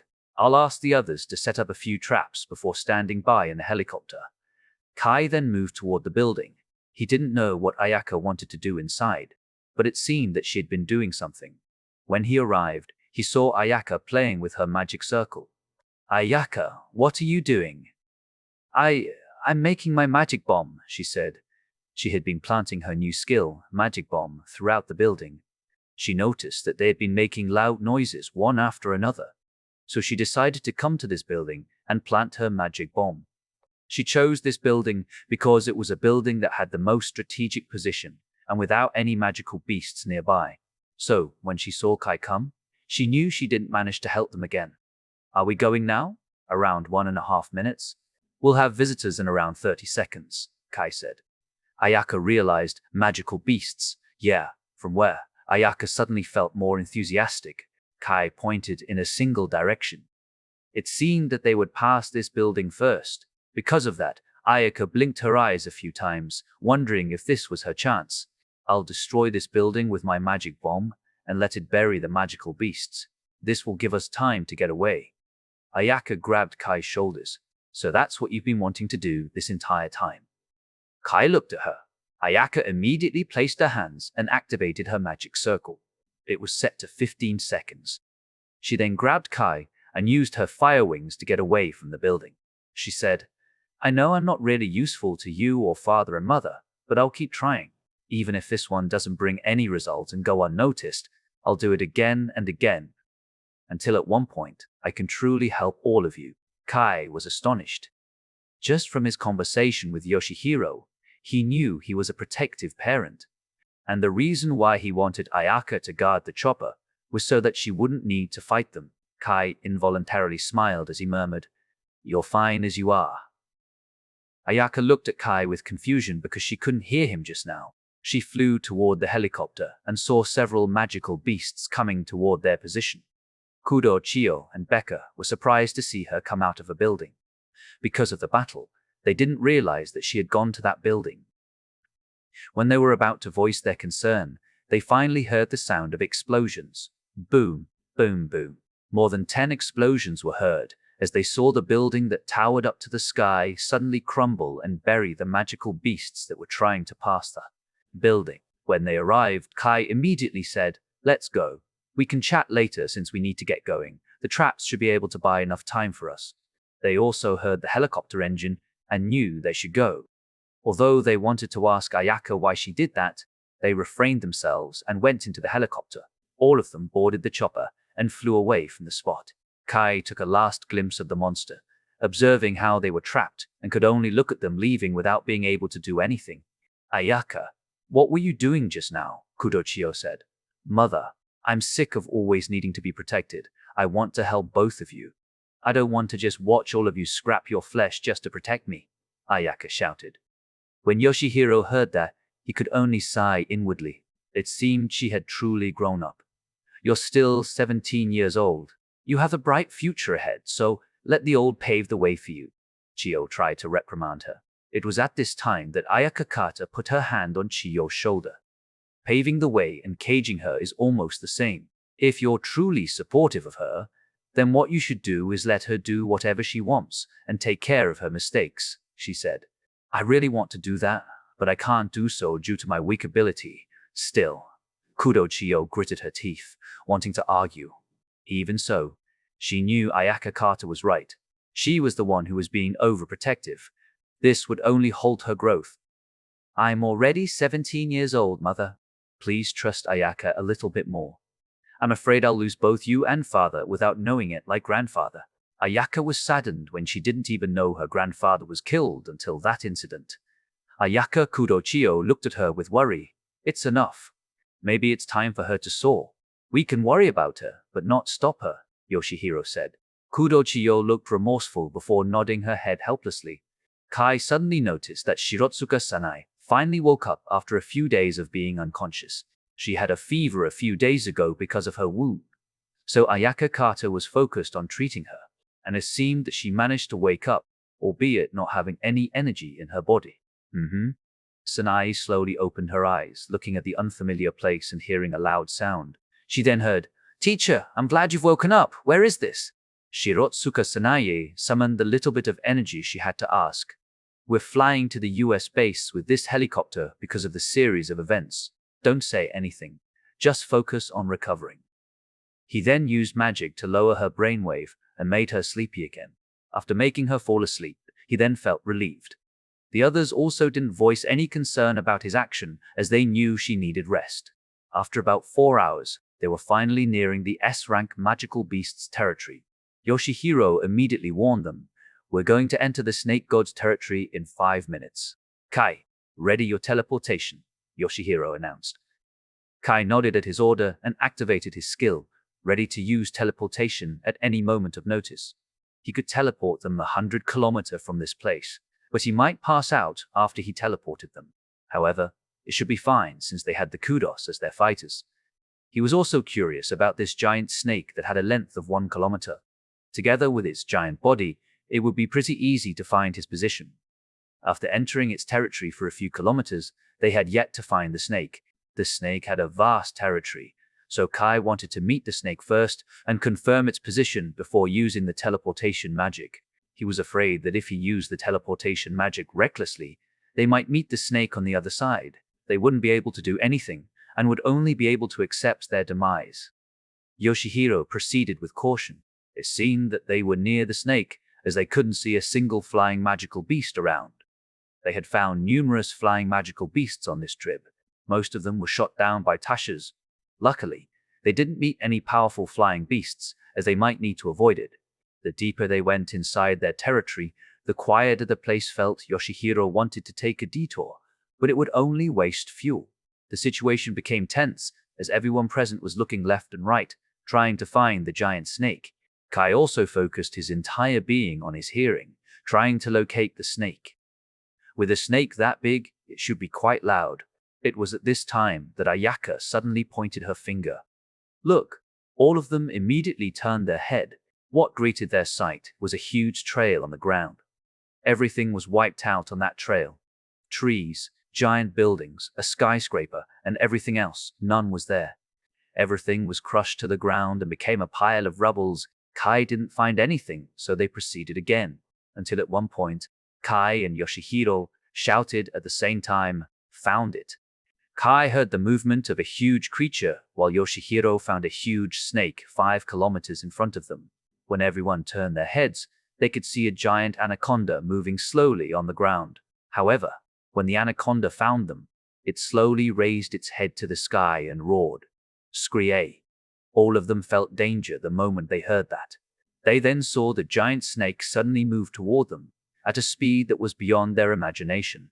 They thought if the snake moved that slow, they would be able to attack it or just take a detour without using Kai's teleportation. But when they saw that speed, it almost gave them a heart attack. As expected from an S-rank magical beast, if it could only move slowly, it wouldn't be an S-rank magical beast, as it would only become a punching bag. Not good. Yoshihiro cursed and shouted, "Kai, now!" "I know." He immediately made a huge teleportation magic circle around their helicopter. Seeing that, Yoshihiro halted their advance to make sure they were in the magic circle. The snake was charging so fast, it was almost only a few hundred meters away from them. Kai clasped his hand while sweating as he finally activated his magic circle. Teleportation. Chapter 72. A series of unfortunate events and hope. Teleportation. He teleported them 100 kilometers away from that place in the northeast direction. Yoshihiro immediately checked his map and saw that they were still on track. He just needed to shift his direction a little bit. Kai was still hanging there with his willpower. He asked Yoshihiro with a hoarse voice, "How is it? We're still on course." Yoshihiro nodded his head as he steered the helicopter a little bit to the coast. After all, they didn't want to land and be surrounded by magical beasts. Since magical beasts from the sea wouldn't come out to the land, they didn't need to care about that side and could focus on the land. Unfortunately, the magical beasts of the sea were more aggressive when they entered their territories.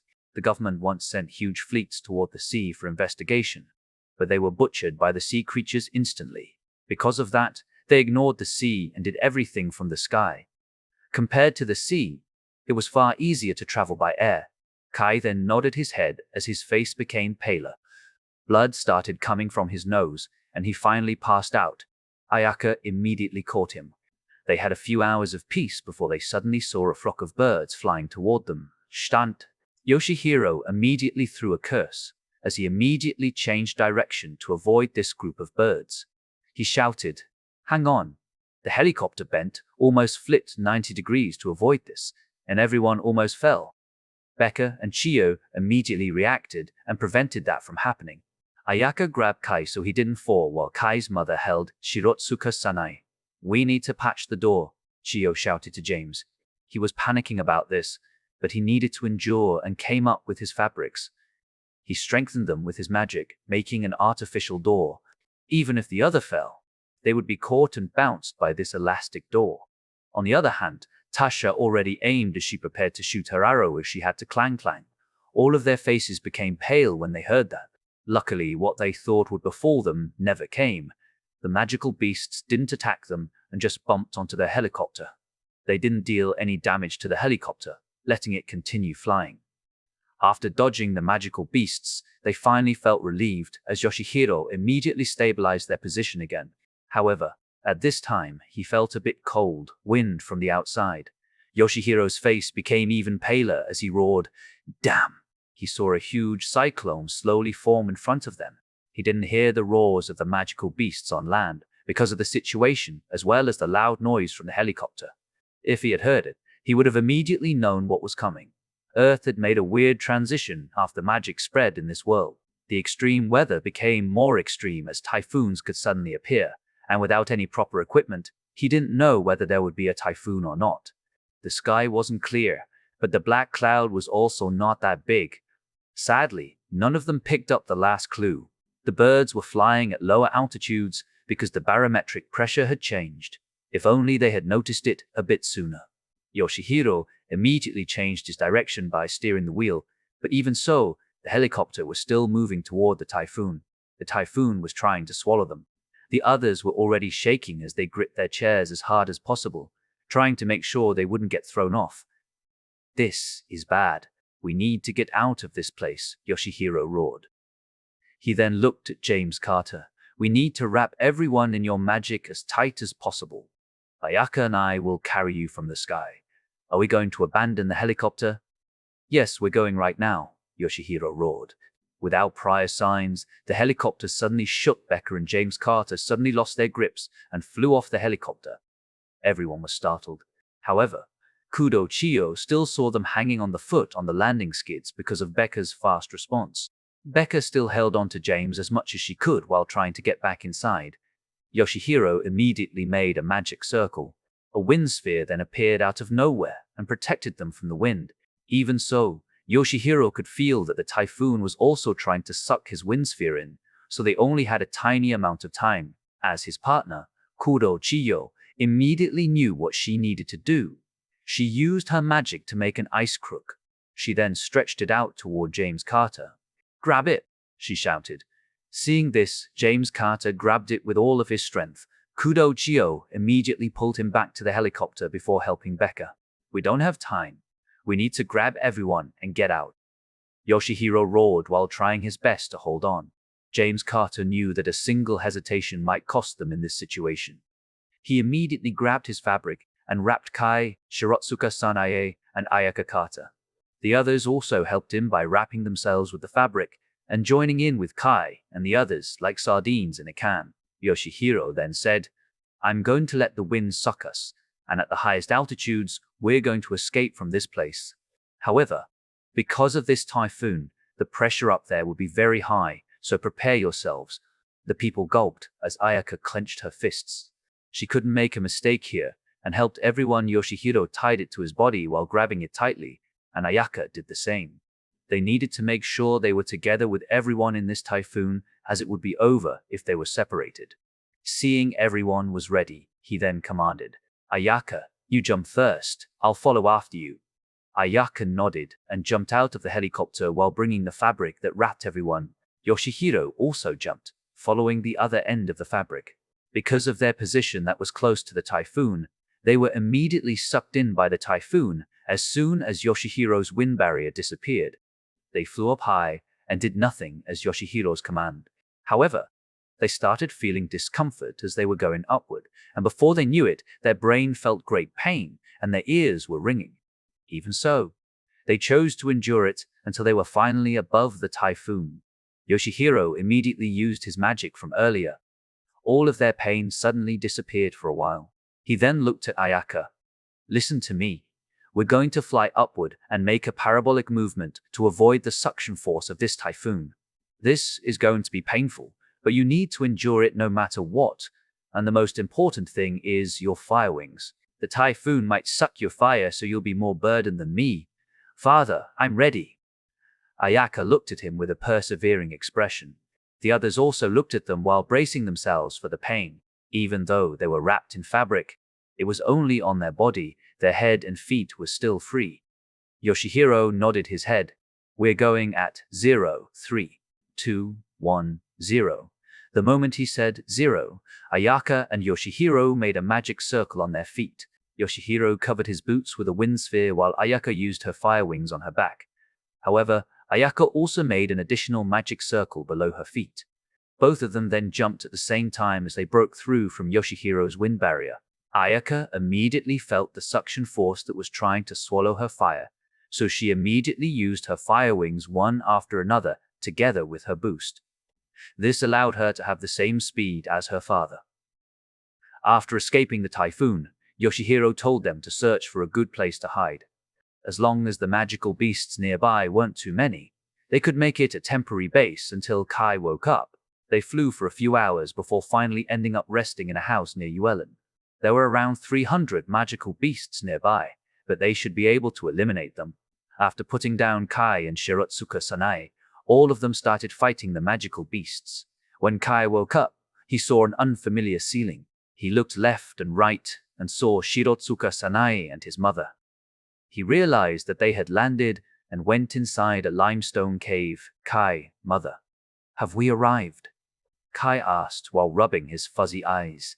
He also checked his magic power, and he was disappointed to find that he had only recovered about 70% of his magic power. She didn't know what to say. Where are we? He immediately noticed something was wrong and asked her. Let's just say that we were a bit unfortunate and lost our means of transportation. She sighed. Kai looked at her, frowning. Where are the others? They're fighting the magical beasts outside. It's been a few minutes since when we crashed, and they're still fighting so many magical beasts. She clenched her fists. Where are we? Kai asked again. We're around 100 kilometers away from Yuelen. We need to gather the others and teleport again. He endured the pain in his body and rose from his bed. He didn't ask anything more from his mother, as he felt it would just waste time to have her explain it from the start. He needed to get into safety first before he could talk about it. It was at this time that Kai's device suddenly rang. His mother immediately grabbed his device and saw the hope she had been waiting for. On his device were words that brought them hope. Incoming call. Michelle, accept, decline. Chapter 73. Graham family. In the middle of the afternoon, Michelle was heading back to her mansion that didn't lose to Ayaka's. She had been on a mission for more than 2 months. Luckily, the plan had gone smoothly, so she finished the mission faster. She had been dying to tell Kai she had finished her mission. But upon reaching her room, she saw that the communication device that she left in the house was filled with Kai's messages. She wanted to feel joy as Kai took the initiative to contact her, but she knew he wasn't someone like that. Tension filled the air as she read the messages. It turned out she was right. Her answer came in the form of multiple SOS messages. Kai had messaged her for money a few days ago, hoping someone would find this. Unfortunately, no one dared to come to her room, especially her servants. A day later, he was practically asking her to send help to South Korea. The messages continued to North Korea, and finally until it arrived in Alaska. Kai told her he was at his wit's end and needed her help. He didn't care whatever happened to him after that, as long as she sent help for his parents. Sadly, because of the mission this time as they were fighting a special magical beast, she wasn't allowed to bring her communication device. And Kai was in danger because of this. She immediately called him with her hand shaking.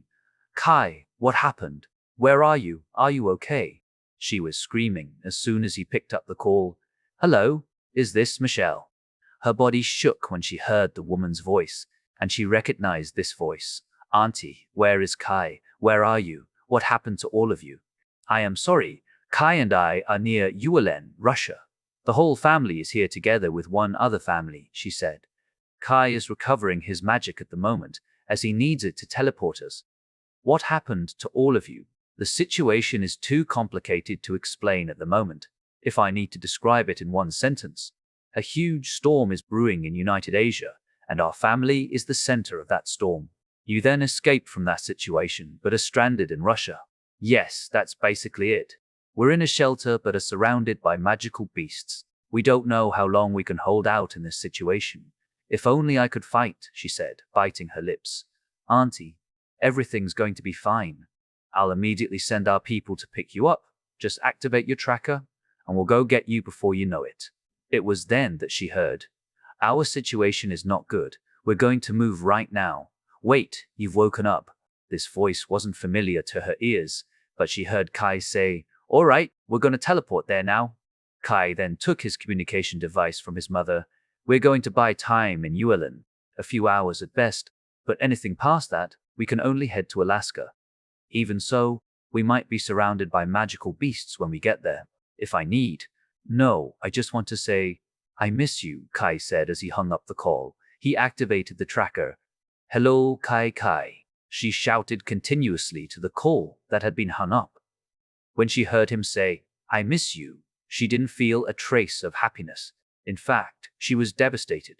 Kai had given up on his situation and was completely relying on luck. She bit her lips as she almost crushed her communication device to pieces. She immediately came out of the room and ran toward her father's room while carrying the device. This might be the biggest trouble that her family had. Although she had yet to get past the childhood friend step, both of their families already considered them a thing. The entire Graham family already recognized Kai, and no one could shake that position. They had no problem with him except for his background. But the Graham family didn't need any background whatsoever. As for his power, his magic power alone already surpassed S-rank magicians, let alone his unorthodox sound magic and extraordinary hearing. There was another consideration upon his ability, but all in all, Kai was already considered as the son-in-law of this family. Bang, a middle-aged guy was dealing with paperwork. He had blonde hair and blue crystal eyes like Michelle. His heart skipped a bit when Michelle slammed the door and rushed in. Michelle, you've finished your mission. His shock turned into joy. Sadly, it changed again into confusion as he heard Michelle say, If you want your son-in-law alive, then we need to gather all our forces and go to Russia right now. What son-in-law? Have you found another love besides Kai? But your dad is satisfied with Kai, you know? The middle-aged guy was Michelle's father, Michael Graham. And do you think your daughter can fall in love with another person beside him? She gritted her teeth. If you're not going to order our forces right now, he's going to die. What? He's going to die? Are you joking, my daughter? I can't take this joke. He is in Russia, near Yulin, and is currently besieged by magical beasts from all directions. There are a ton of reasons that could be explained later, but if you don't want him to die, then hurry up and order our people. She shouted in distress. Tasha has already unsealed his power and planted her space magic in his body. Do you understand now, father? Michael was taken aback. If this weren't a prank, then it would be bad. He hadn't heard anything about United Asia advancing their skirmish to Russia, and neither did their US base, so Kai must be coming or fleeing to that place with a small group. His sweat dropped as he immediately took out his communication device. Immediately send words to all our people in Canada. They shall immediately head to Russia and save the Carter family. Make them go first, and I'll give you the coordinates later. He ordered his most trusted aide as he looked at Michelle. I need your communication device for his position. He activated the tracker. Right, Michelle nodded and threw her device to her father. He checked the coordinates first before nodding his head. He then looked at Michelle. Tell your mother to replace me in today's meeting. After that, meet me in our tower as we'll fly there now. Michelle nodded and left. She had yet to understand Kai's whole situation, but she knew he was in danger, and it was enough for her. Because his father even made this order as an emergency that would shake the entire family, the preparations were completed in just an hour. Their family was far bigger than Ayaka's family, and they even had 2 private fighting jets. The bullet and missiles were already reinforced by magic, so they should be enough to kill magical beasts. It was just that they weren't very cost-effective. If not, they would have already overturned the magical beasts. Michael and Michelle arrived at the military base and immediately went to the commander of the army. Michael, you can't do this to me. Why have all of your people started making all of these preparations? The commander shouted, leaving his assistant trembling on the side. The commander was a middle-aged man that seemed to have a certain relationship with Michael, as even though he was shouting to him, there was still a trace of worry in his eyes. Meanwhile, his assistant was a woman, and she seemed a bit new here, as her eyes were still a bit innocent. My son-in-law is in a perilous situation. I just want to tell you, if he died out there, I would have all my people leave this operation. Michael, are you planning to challenge the army? Nope. If you're going to leave someone with a bigger potential than my daughter dying out there, then screw the army. I'm coming here just to inform you. Although I'm not planning to challenge the army, I don't mind. Even my father will surely go all out with the entire government about this, he snorted. What your rumored son-in-law is just a D-rank sound magician, the commander shouted. If you think about him as a mere D-rank magician, then I only have one word for you. Since you're already a commander as well as my war buddy before, I shall teach you one thing. Here, you might not know about the name of Kai Carter, but I'm sure you've heard the name of Leo, Michael said. The commander's body shook when he heard such an unbelievable thing. He stood up and slammed the table. Michael. Michael simply waved his hands as he walked out of the room. That's all to it, and I'm sure you already know the importance of this. Well then, excuse me. I need to rescue my son-in-law. Several helicopters then started flying, confusing many other people. They wanted to move a few tanks, but it needed to cross the sea, and it was practically impossible to move them in a few hours. The commander's assistant couldn't help but ask, Commander, who is this Leo? Forget about it. That is an order, the commander said with a cold tone as he fell to his seat. Have the soldiers fortify our current defense. We're not going to continue our invasion for 2 days. Yes. The assistant immediately left the office. So luckily, we've been progressing smoothly. The higher-ups shouldn't push this matter to us. Chapter 74. Hope, meanwhile, on Kai's side. As soon as they saw Michelle's call, Kai said, Mother, you can answer it. I'll try to recover my magic as soon as possible. All right. She picked up the call while Kai closed his eyes. He wanted to recover his magic power because he heard the outside situation was not that good. They were barely able to hold themselves from being overwhelmed by the magical beasts. Not good. We need to get going right now. Yoshihiro came and noticed that Kai had woken up.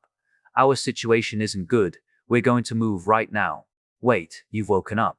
This voice wasn't familiar to her ears, but she heard Kai say, All right, we're going to teleport there now. Kai then took his communication device from his mother. We're going to buy time in Uelin. A few hours at best, but anything past that, we can only head to Alaska. Even so, we might be surrounded by magical beasts when we get there. If I need, no. I just want to say, I miss you, Kai said as he hung up the call. He activated the tracker. He already noticed the magical beasts nearby, but he was waiting until the last moment to recover his power as much as possible. He then came out with all of them and used teleportation magic, immediately disappearing from there. Kai grit his teeth after using the teleportation magic. He only had around 20% of his magic power after using this teleportation magic. He had teleported as close to the sea as he could, according to the map. Unfortunately, it was still just according to the map. Even if they were close, they still had around a few kilometers to go. We need to get going, Kai said as he already picked up so many sounds nearby. They wouldn't want to be surrounded at this time, and the others knew about this. Kai didn't have time to look around as the sound he picked the moment he arrived here had notified him about multiple magical beasts. Kai started running toward the coast while slowing his pace to match his parents. They were the sole reason Kai decided to escape to the US base. He wasn't going to abandon them. Kai and Yoshihiro took the front as they paved the way for the group to move. Becca and Kudo Chio were trying to hold the magical beasts from the sides. Meanwhile, Ayaka and Tasha were shooting down as many magical beasts as they could. Their group slowly made their way toward the coast. They could see magical beasts popping out one after another. They were everywhere. The buildings, the road, the ground, they were everywhere. They all thought that as long as they reached the coast where they didn't need to guard against the sea, they should be able to push all of these magical beasts back. After a few minutes of running, they finally arrived at the coast. They also saw numerous buildings along the shore, and Kai immediately shouted, Madam, after we kill the monsters around there, we'll use the houses to our advantage to slow them down. Meanwhile, please make a huge terrain for us to hold them back for a couple of hours. There are around 3,000 chasing us at the moment with more coming. As long as we have that terrain, we should be able to hold them for a few hours. Kudochio nodded after hearing that. Although she doubted if the terrain would be that effective, it was still better than nothing. Tasha, change with me. She then looked at Tasha before turning to her husband. Dear, send me there. He nodded as he grabbed her. They often made moves like this and let their group have an advantage, so he quickly threw her without hesitation. Miss Becca, we're going to use that strategy to make our terrain more deadly for the magical beasts. Kai turned to Becca and said. Becca simply nodded her head, understanding his intention.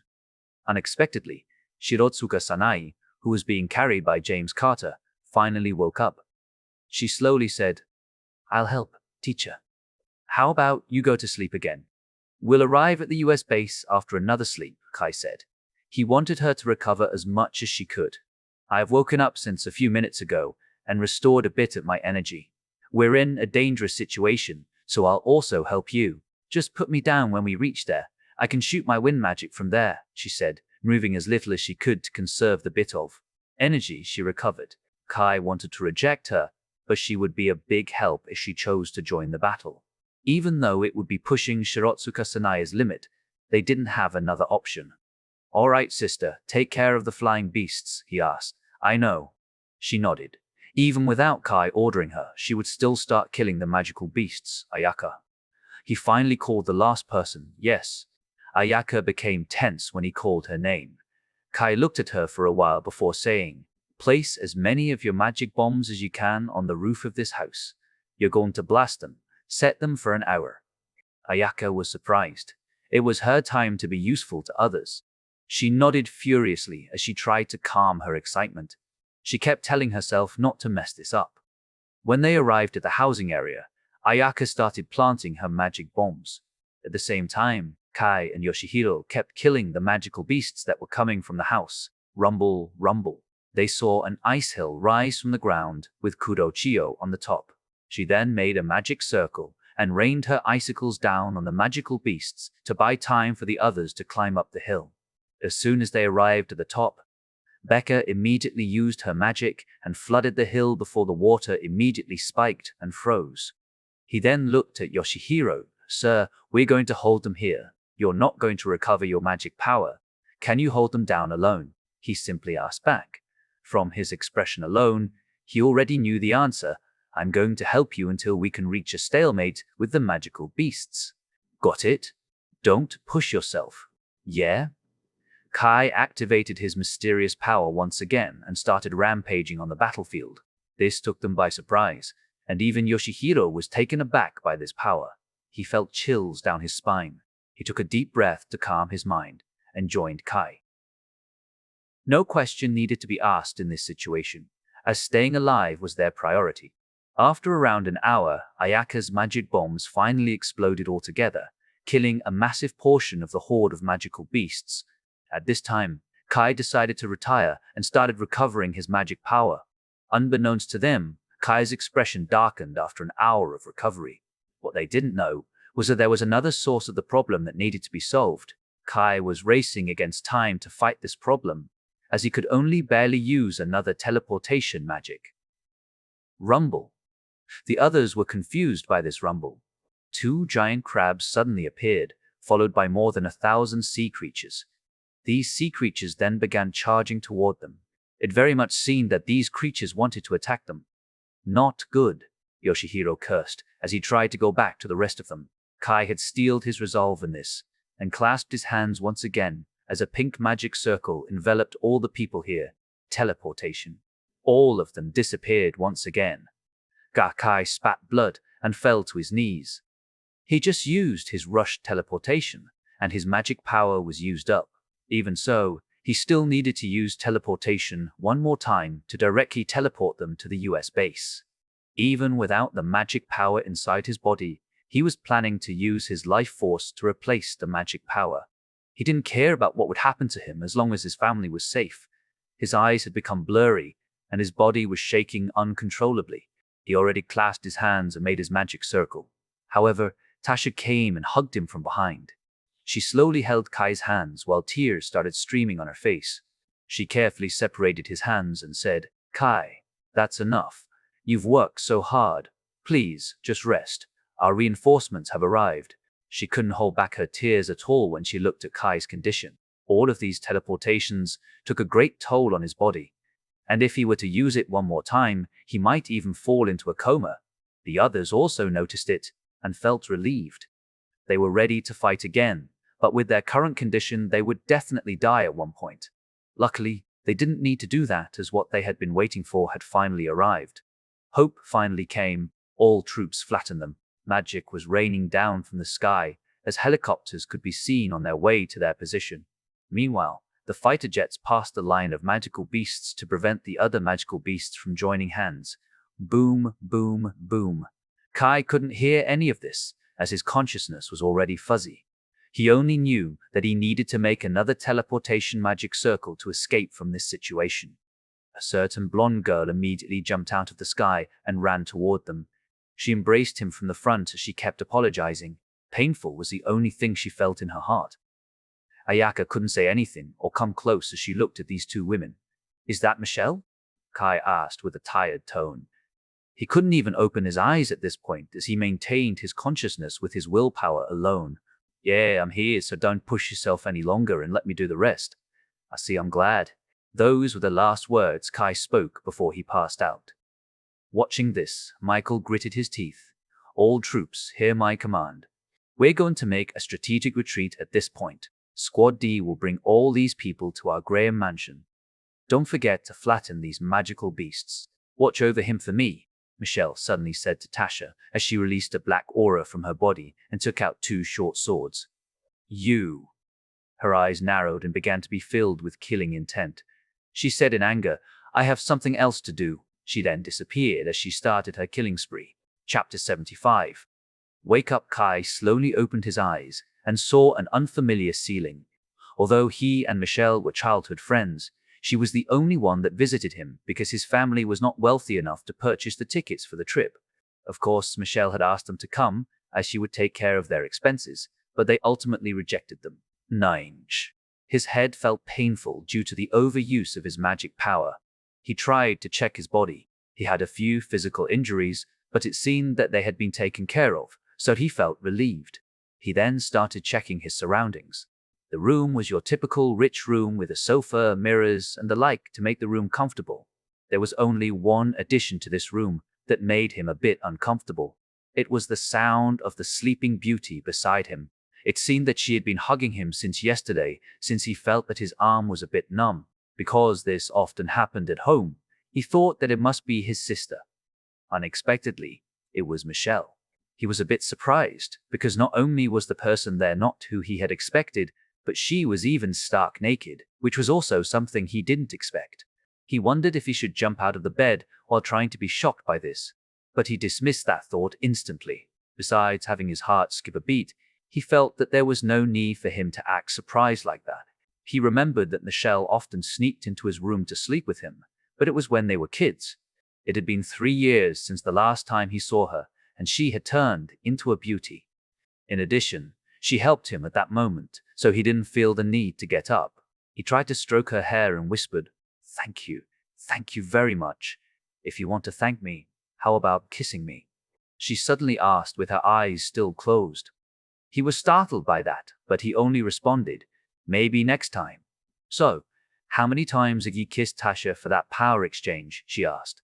This time, she slowly opened her eyes. 3 times, I guess," Kai said while counting the scenes.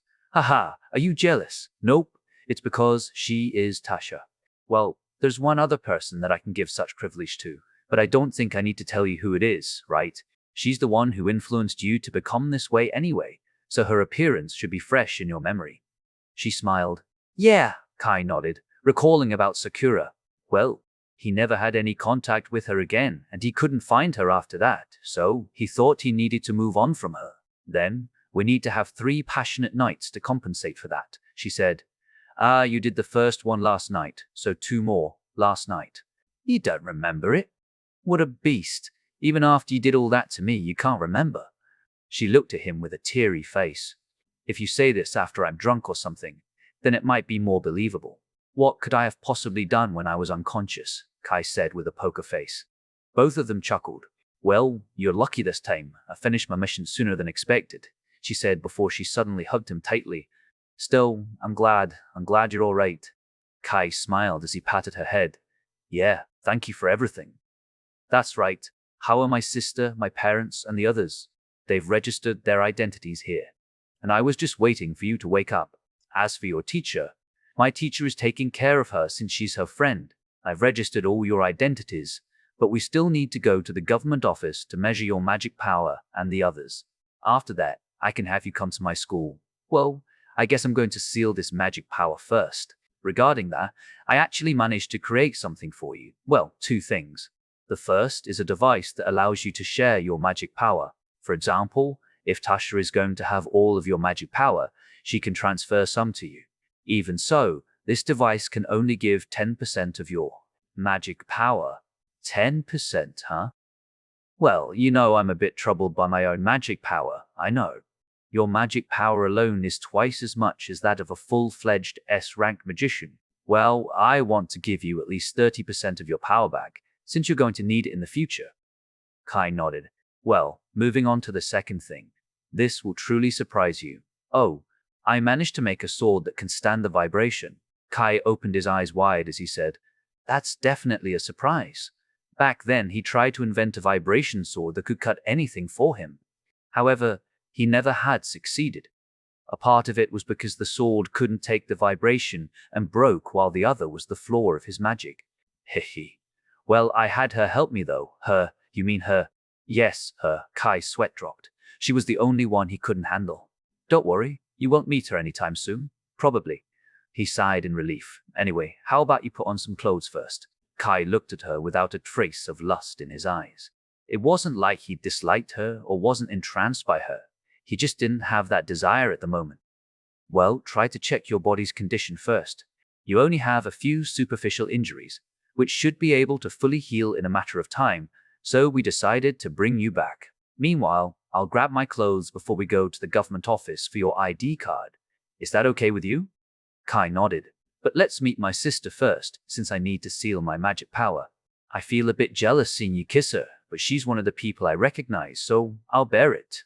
I need to check that other one though, to see whether she's worthy or not. Well, if she's not worthy, despite you liking her, I just need to train her to be worthy enough. After all, I'll always be number one. Kai sighed. Number one, huh? She put on her pajamas that were previously lying on the floor. She wore those and left the room to change. Kai sighed and rose from the bed before moving his body left and right to check if there were any other injuries elsewhere. After around 5 minutes, he didn't feel any pain after moving his body, so there should be no other injuries on his body. Not long after, Michael came in. It seemed that Michelle informed him when she left. He also had a set of clothes on his hands. Yo, so you've woken up. How are you? I'm fine. Thank you for your help. Uncle Kai formally thanked him. If it weren't for him bringing the entire unit consisting of a few hundred elites, they wouldn't be alive now. You don't need to say thanks. I merely saved my family members. He shrugged as he handed Kai the clothes and his communication device. Anyway, here are your change of clothes and your communication device. I've installed my number there to ensure such a mistake won't happen again. Highs. I thought about giving you two some room for privacy by not installing any other numbers besides hers, and it turned out to backfire. It's all right, Uncle. I appreciate your gesture, Kai smiled. Since you're fine now, you're going to the office, right? That's the plan. Then go that. Get some clothes with you and some daily necessities while you're out. You don't need to correct your words, Uncle. It's already too late anyway. Besides, I've gotten used to her character. He smiled. By the way, where are the others? Your family is searching for a house or apartment nearby. I asked them to settle down here, but they refused. We're already too indebted to you, Uncle. If we continue to rely on you, we'll just become leeches. I don't mind, though. How about the others, like my teacher and Aya? The Kudo family, your teacher is in the hospital near this place. If you want to visit her, you can ask Michelle to show you the way. As for the Kudo family, they're settling down in a mansion not far from here. It seems that they want to build another Kudo group here, and from the looks of it, they already got their research from their remnants in United Asia. He nodded. Anyway, after you get your ID, send your ID to me so I can apply you to the school Michelle is enrolled in. It's only been a month after school starts, so I don't need to pull any tricks. He shrugged. Haha. Well, just relax for a day or two. And that old man wants you to visit him, so do visit him within these 2 days, else I'll be beaten up. Kai nodded. All right then, I'll go now, he said, walking out of the room after Kai then changed his clothes. The new clothes consisted of a simple white shirt and jeans. Not long after that, Michelle came in with her new attire. She was wearing a simple white shirt with a knee-length skirt. Because they were going to the government office, the attire she wore was a little bit more formal. Chapter 76. Test Kai and Michelle then visited the Carter family's new house. It was a humble family house not far from the Graham family's mansion. This house had several purposes. First, it was for their family to be separated from the Graham family. After all, it wouldn't be comfortable to stay in someone's house for so long, even though they were your in-laws. Michelle and Michael could understand this, so they suggested a few houses to them, and they accepted one of them. Secondly, if they were to stay in the Graham family's mansion, they would have to do everything together, and it would practically restrict their freedom. And the last reason was that it was close to their school. They were visiting his new house to meet Tasha and seal his power. If he didn't seal his power, he might be targeted for it. Kai observed the house and nodded his head. He had no objections to this house, as it looked pretty comfortable and not really noisy. Michelle then took him inside. Kai was baffled. He didn't expect her to have the key to his house. "Why do you have a key? I was the one who suggested the house. How could I not have it?" She made a smug smile. "You're not going to sneak in, right?" Kai asked while looking at the key. "Do you think a lock can stop me?" "Foolish question." Kai sighed. "Don't worry, I won't go if you don't allow me to," she said as they went inside. The inside was pretty spacious, and he looked for his parents and Tasha. Tasha was the first to find them. "Why are you here? Oh, isn't this sister-in-law? Good to see you," she said with a smile. Tasha became irritated just by hearing it. She spat back. "Sister-in-law, my ass. Kai has yet to marry anyone, and maybe I'll be the number one." Michelle's face also became serious when she heard this. "Don't worry, we're going to the government office today to register our marriage application." "You mean for Kai's ID card, right? Don't twist facts. Kai won't like it." Tasha smirked. "Besides, you're still not my match." You can only win because of Kai's magic power, and since you haven't gotten it back yet, why don't we have a round?" She narrowed her eyes. "This is why your chest is equal to your heart." "Small so petty," Tasha shrugged. In fact, Tasha and Michelle didn't really have that much difference when it came to that department. Even so, Michelle gritted her teeth as she said back, "Yours are just slightly bigger than mine. I can catch up to you in a year. Besides, you're just flaunting your old age and using it to compare yourself to someone younger than you." "What did you say?" Both of them were gnashing their teeth as they glared at each other. "All right, that's enough." Kai finally stepped in, as he already walked to his sister this whole time. Tasha and Kai kissed while Michelle looked away, not wanting to see it. Although she already accepted their relationship, there was still an uncomfortable feeling in her heart. Tasha looked at Michelle with a smug face after kissing him. The power didn't matter. The kiss did. Heh. "The first time I heard about the seal, I knew why Kai asked for a kiss. It was because he didn't want to kiss you, and it would become his last resort." Michelle snorted. "All right, just stop this already. I know you two are getting along, but please keep it civil," Kai said as he went back to Michelle's side and closed her mouth with his hand. "By the way, where are mother and father?" he asked. "They're buying groceries," Tasha simply replied. "Tell them. I'll stay at Michelle's house today and we'll go back tomorrow," Kai said. He knew there were a lot of things they needed to talk about, so he decided to stay a bit longer. Michelle suddenly pulled his hand from her mouth and said to Tasha, "School will start in 4 days. I'll look for you at that time to test some equipment. It can share 10% of Kai's magic power that's sealed inside you." "No." Tasha was surprised. She knew that because almost Kai's entire power was sealed inside her, he couldn't use any powerful skills. That was why his development was limited. With this 10%, it was already enough for Kai to develop various things. She knew how important this was, so despite her reluctance, she still expressed her gratitude, albeit while looking away. Thank you." Even though she was reluctant, she still thanked her. This was their relationship. They didn't get along, yet at the same time, they also do.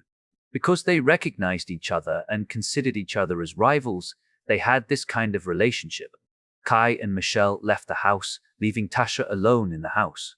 They immediately went to the government office by car. When they arrived, they were greeted by an official that had been expecting them. He was a middle-aged man with a fierce aura.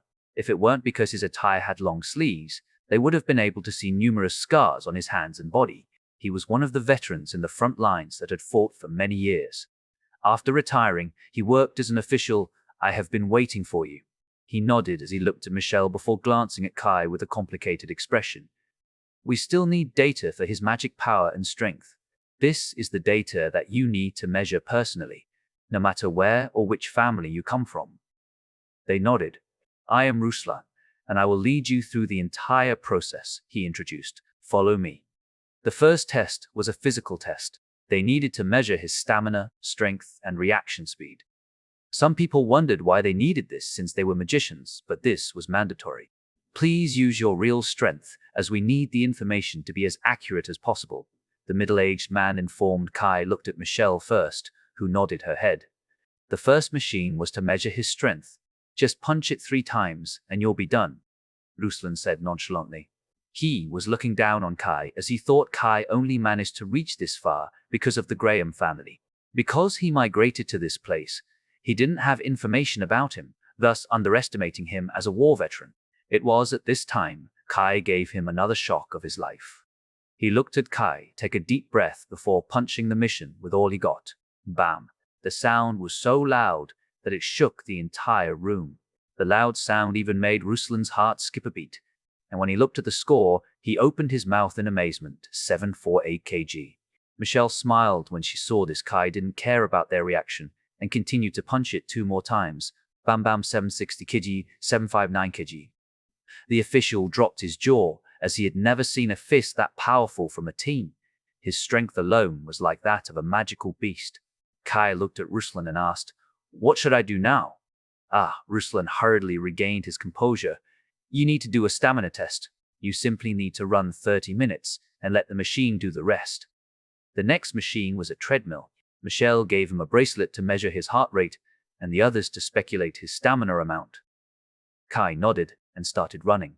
The running speed started from slow, like jogging, to sprinting. However, for Kai, it wasn't even his top speed yet. After 30 minutes, his heartbeat increased a little bit, but that was all. He didn't break any sweat, short breath, or whatsoever, looking perfectly normal. The middle-aged man clenched his fist as he looked at the number. He immediately sent him to the latest test, the reaction speed test. The machine used for this test was a simulation machine, the same machine as the ones used for Kai's practical class back in United Asia. However, the magical beasts were replaced by bows and guns. He appeared in a white room. A lot of people stumbled over this test, but for Kai, this was a very easy test. They started with bows and arrows before speeding up with guns and rifles. He couldn't use his magic or anything. All he could do was to dodge all the things coming his way. The first arrow came, and he avoided it with a single step. The second arrow came, the third arrow, and not long after, a few automatic rifles were shooting at him. Sadly, no bullet managed to touch him. His hearing could measure the distance and trajectory of the bullets, so he avoided all the bullets before Ruslan officially stopped the test. It would be pointless to continue, after all. She smirked as she had predicted this result. In fact, she could never defeat Kai because of his absurd hearing. It might be Kai's greatest card. Even if she tried to throw a flashbang, Kai could simply use sound insulation to cover his ears for an instant. Ruslan then led him to the last test, which was the magic test. This test only measured his magic element and magic power. That was why Kai suddenly dropped his performance, as his magic power was sealed inside Tasha, and he was a sound magician. It didn't take too long for the result of his magic to come out, and disappointment came after. Surprisingly, Ruslan could only see Kai as a treasure.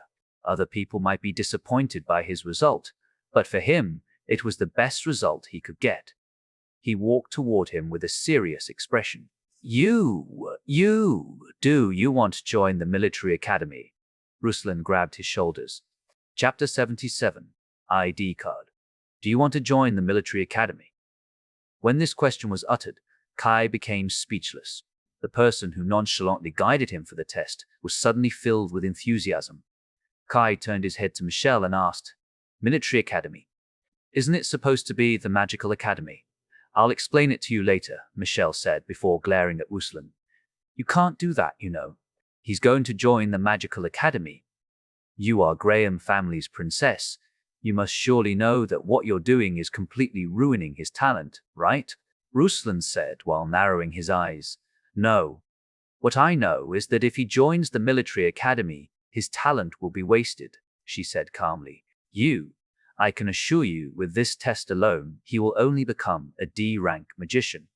It will be different if he joins the military academy. He has the physical ability he needs. In fact, he'll be the best in the military academy, he said while clenching his fists. Kai frowned upon seeing this. Fufu, the test can't measure his talent completely. This is why people never know him. She smiled. If everyone knows about his power, then I can be sure they'll say that the magical academy will be the best for him. I will report this to my superior, and I am sure he'll back me up and request a transfer to the military academy, Ruslan said as he grabbed the paper that had Kai's information. You're free to try, but he'll join the magical academy no matter what, she said to Ruslan, who was walking away. Kai looked at her in confusion. Can you explain it to me? There are 2 academies in this base, the magical academy and the military academy. Both have their own strengths, so no one is the best. The military academy is an academy for people to join the army. They would be stationed and wait for orders just like in the army. You won't have any freedom in that academy. You must be wondering why we have physical tests. The answer lies in the military academy. In the military academy, they focus on your ability in wielding weapons, which means they focus on your swords. Most people that join this academy are people who don't have enough magic power or have weak elements. This is the reason why he asked you to join the military academy. He underestimates your sound magic and only cares about your physical abilities. Meanwhile, the magical academy is similar to what you know in United Asia, although I have to say the education system here is pretty different. We don't have a practical class as we're immediately thrown to the outside world. We'll form a group of 5 no matter the grades and get missions from the academy. The people from United Asia think you can prepare yourself after dying a few times. But that's complete bullshit. Just like when someone plays a game and dies many times, they will become insane if the real him will die, if he dies in the game once. So, the education system here is to let the students get used to the real thing immediately. If you're wondering whether I have a group or not, I don't have one at the moment. Because of my power, they usually ask me to help other groups, and I don't have a desire to build one. So, maybe I'll build one if you join the group, she looked at him. Sure, but I think it will be better if my sister joins too. You said no matter the grades, right? Yeah. That's the plan. I'm planning to invite Tasha, and that girl Ayaka, was it? Anyway, that makes it 4. As for our instructor, I can get my teacher to be our instructor. Or do you want to get your teacher as our instructor? She asked. Kai shook his head. She has done so much, and I'm sure she won't be a teacher again since she's met her best friend. Well, you might be right. We can visit her after this, she said. Kai nodded. What about the last member? The last member, huh? I don't know anyone fitting, so I'll leave it vacant for the time being. If only Sakura is here, she sighed. Indeed, Kai nodded. It's easier if you know people. Wait, now that I think about it, isn't this group basically your harem? You have Tasha and me together with the soon-to-be member Ayaka. If we add Sakura here, she glanced at him as she made a smug smile. You and my sister aside, I'm not that close to Ayaka in particular. Besides, Sakura isn't here. He shook his head. I'm just saying since she feels like a candidate to me. She pouted as she hugged him before saying, well, since Sakura isn't here, I should get you another harem member for this group, right? Just a normal member, please. Kai sighed. My hand is already full with you and my sister. I never see Sakura after that day, so, sigh. Fine, I was just kidding, she relented. Well, we'll leave it vacant for the time being. If there's someone who fits, we'll get them to our group. Yeah. Kai nodded. By the way, I know the difference between the 2 academies, but I still don't know the use on the battlefield. It's simple. If we were in the medieval era, the military academy would be like a normal army, and you'll be stationed in one place and wait for orders. Meanwhile, the magical academy would be a special roaming force. We'll get a mission after another and go from one place to another. After we finish our mission, we can go back. Just like my last mission, where I needed to leave for a few months, she briefly explained. I see, Kai nodded. Well, you'll get all your doubts answered after you come to the academy. We should wait for your card outside. It should be finished in less than an hour, she said. All right, not long after that, Kai got his new ID card. And surprisingly, he had two ranks, which were his physical rank and magic rank. His magic rank was the same as his previous rank in United Asia. At the same time, he had a ridiculous score in the physical rank. ID 0016487448 US base. Name Kai Carter. Age 17. Gender male. Education physical rank S. Magic rank D 720. He found something that intrigued him. What are those numbers beside my magic rank? That's your magic power. Normal people will have 1 0 zeros into 4 0 0 zeros, while people that have bigger capacity will have 4 0 0 0 0 zeros. It already guarantees them C rank in magic alone, and if they combine it with their elements, they'll easily reach B or A rank. If I'm not mistaken, Ayaka has 6,800 while Tasha originally has 3,000 points. Well, because she has the space element, she's still an S rank. But normally, S-rank magicians would have over 10,000. This is mine, she said as she took out her ID card to show to Kai. ID 000024677711, US base. Name, Michelle Graham. Age, 17. Gender, female. Education, Sacred Elite Magic Academy. Physical rank, a magic rank, S14, 714, Su14 700. Of course, if you have all of your magic power right now, your number should be around 30,000. I'm sure of it, she confidently said. Well, this is good since we can hide both of you and Tasha from a lot of things, albeit you being an unorthodox sound magician guarantees unwarranted attention. And with your other identity. Looks like I've talked too much. His expression turned dark when she mentioned his other identity. Michelle immediately stopped when she reached that point. Since we've gotten your ID card, we can apply you to my school, Fufu. I'll use all my power to get you into the same class as mine. You can do whatever you want, just don't go overboard, Kai reminded as he handed his ID card. Of course I know the limit, she cheerfully assured.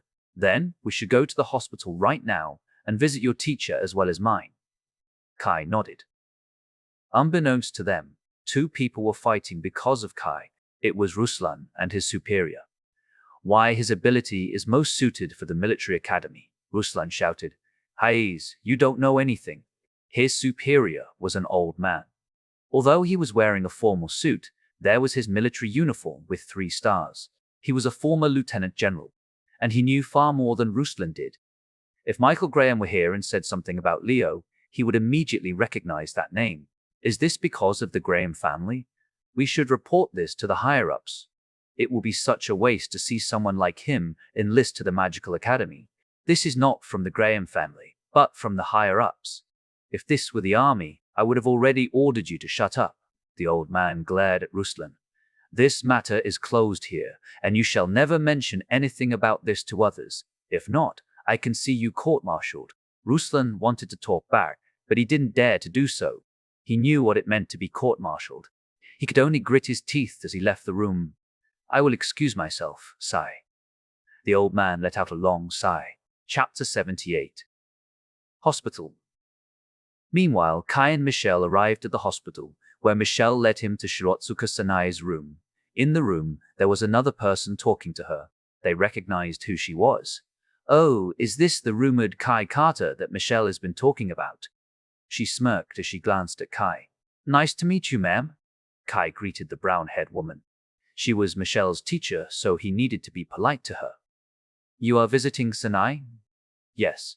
They nodded. Aren't you happy your student is visiting you? If it weren't for him, you would have already died and we wouldn't be able to meet. She glanced at Sanai, who only shrugged her shoulders in response. Anyway, here she is. Her wounds should be completely healed in 2 weeks, while she should be able to go out after another week.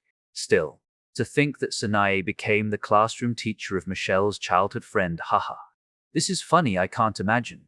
If this were the past, she might say that you just need to blow those magical beasts away and win. But I heard she's changed and become a somewhat unique teacher. Oi. Sanai glared at her. No. If it weren't for me, Teacher Sanai wouldn't be hurt in the first place. He shook his head. True, but she would have never met me again. And for that, I need to thank you. She bowed her head, thanking him for reuniting her with this best friend of hers. He put down the basket of fruits that they bought earlier. Well, I'm sure Michelle already told you about me, but let me introduce myself formally. Former member of the Snake Elite Corps, Michelle's formal teacher, as well as a teacher in Elite Magical Academy, Mano Yuki. Nice to meet you. She smiled. It's actually Sacred Elite Magical Academy, but because the name sucks, I only say Elite Magical Academy. Kai nodded. Kai Carter. Nice to meet you. Anyway, you're going to transfer to the academy, right? Yeah, that's the plan. He glanced at Michelle. Yeah, I'll make sure he can start attending school next week. She nodded. Besides, I'm going to make a group. Oh, I see. Mano Yuki was surprised at first, but she soon closed her eyes in understanding.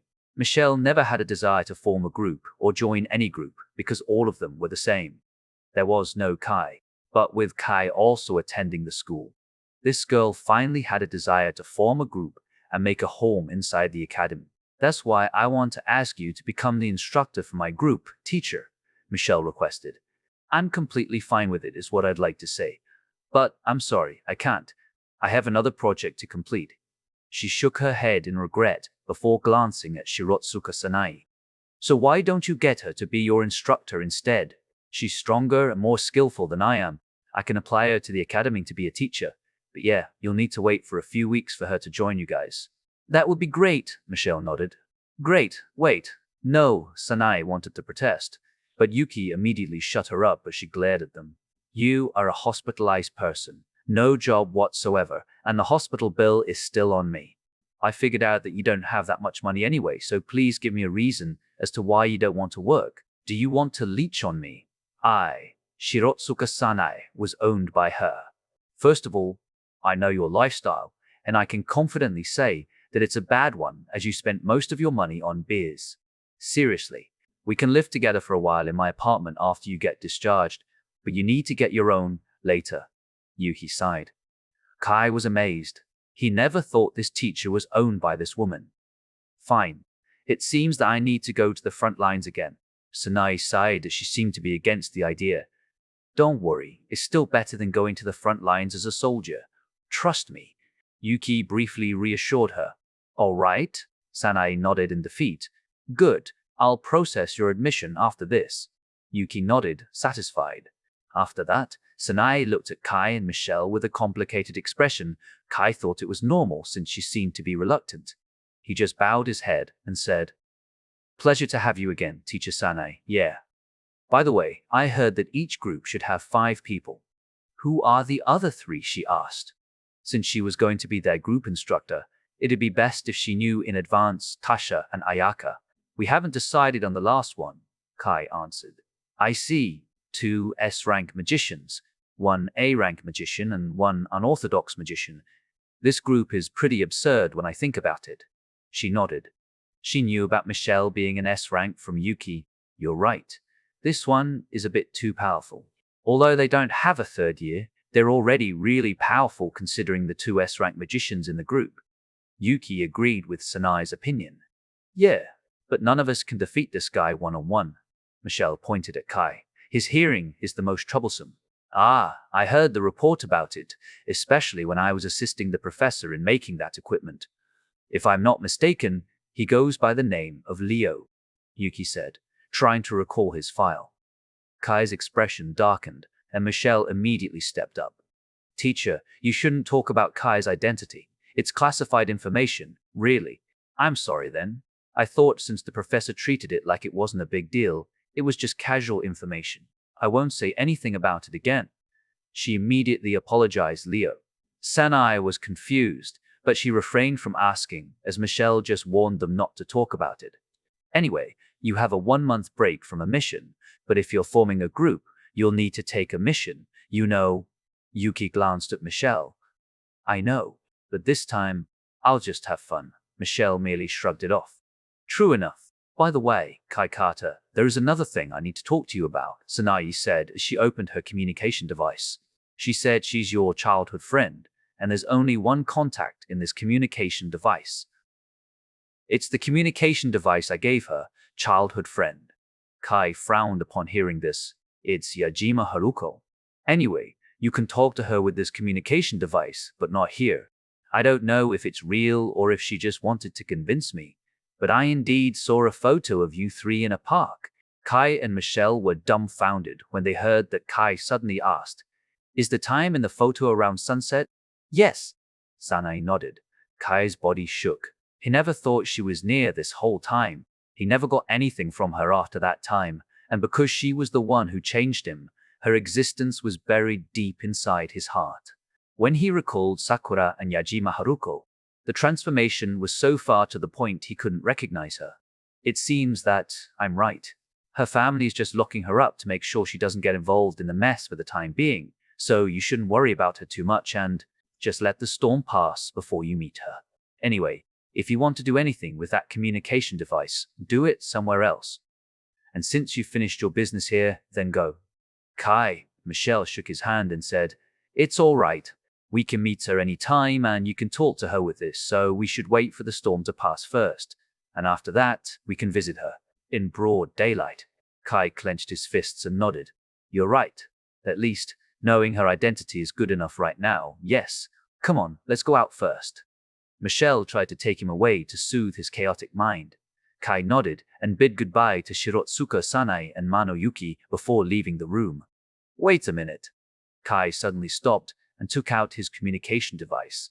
He then transferred back the money Ayaka gave previously, as he didn't have a chance to use it. It took only an instant for Ayaka to see it and reply, "I don't need this little money." "You're hurting her by giving it back, you know," Michelle whispered.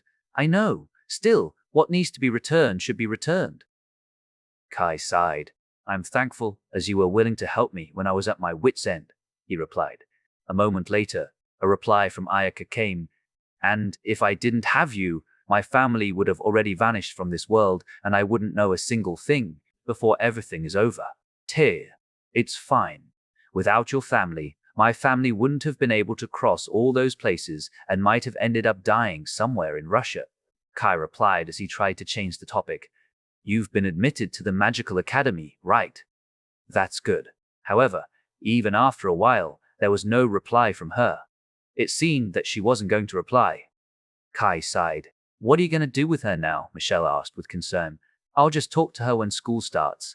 Kai shook his head, helpless with the situation. He thought he shouldn't bother her for a while as her family was busy setting up their company again.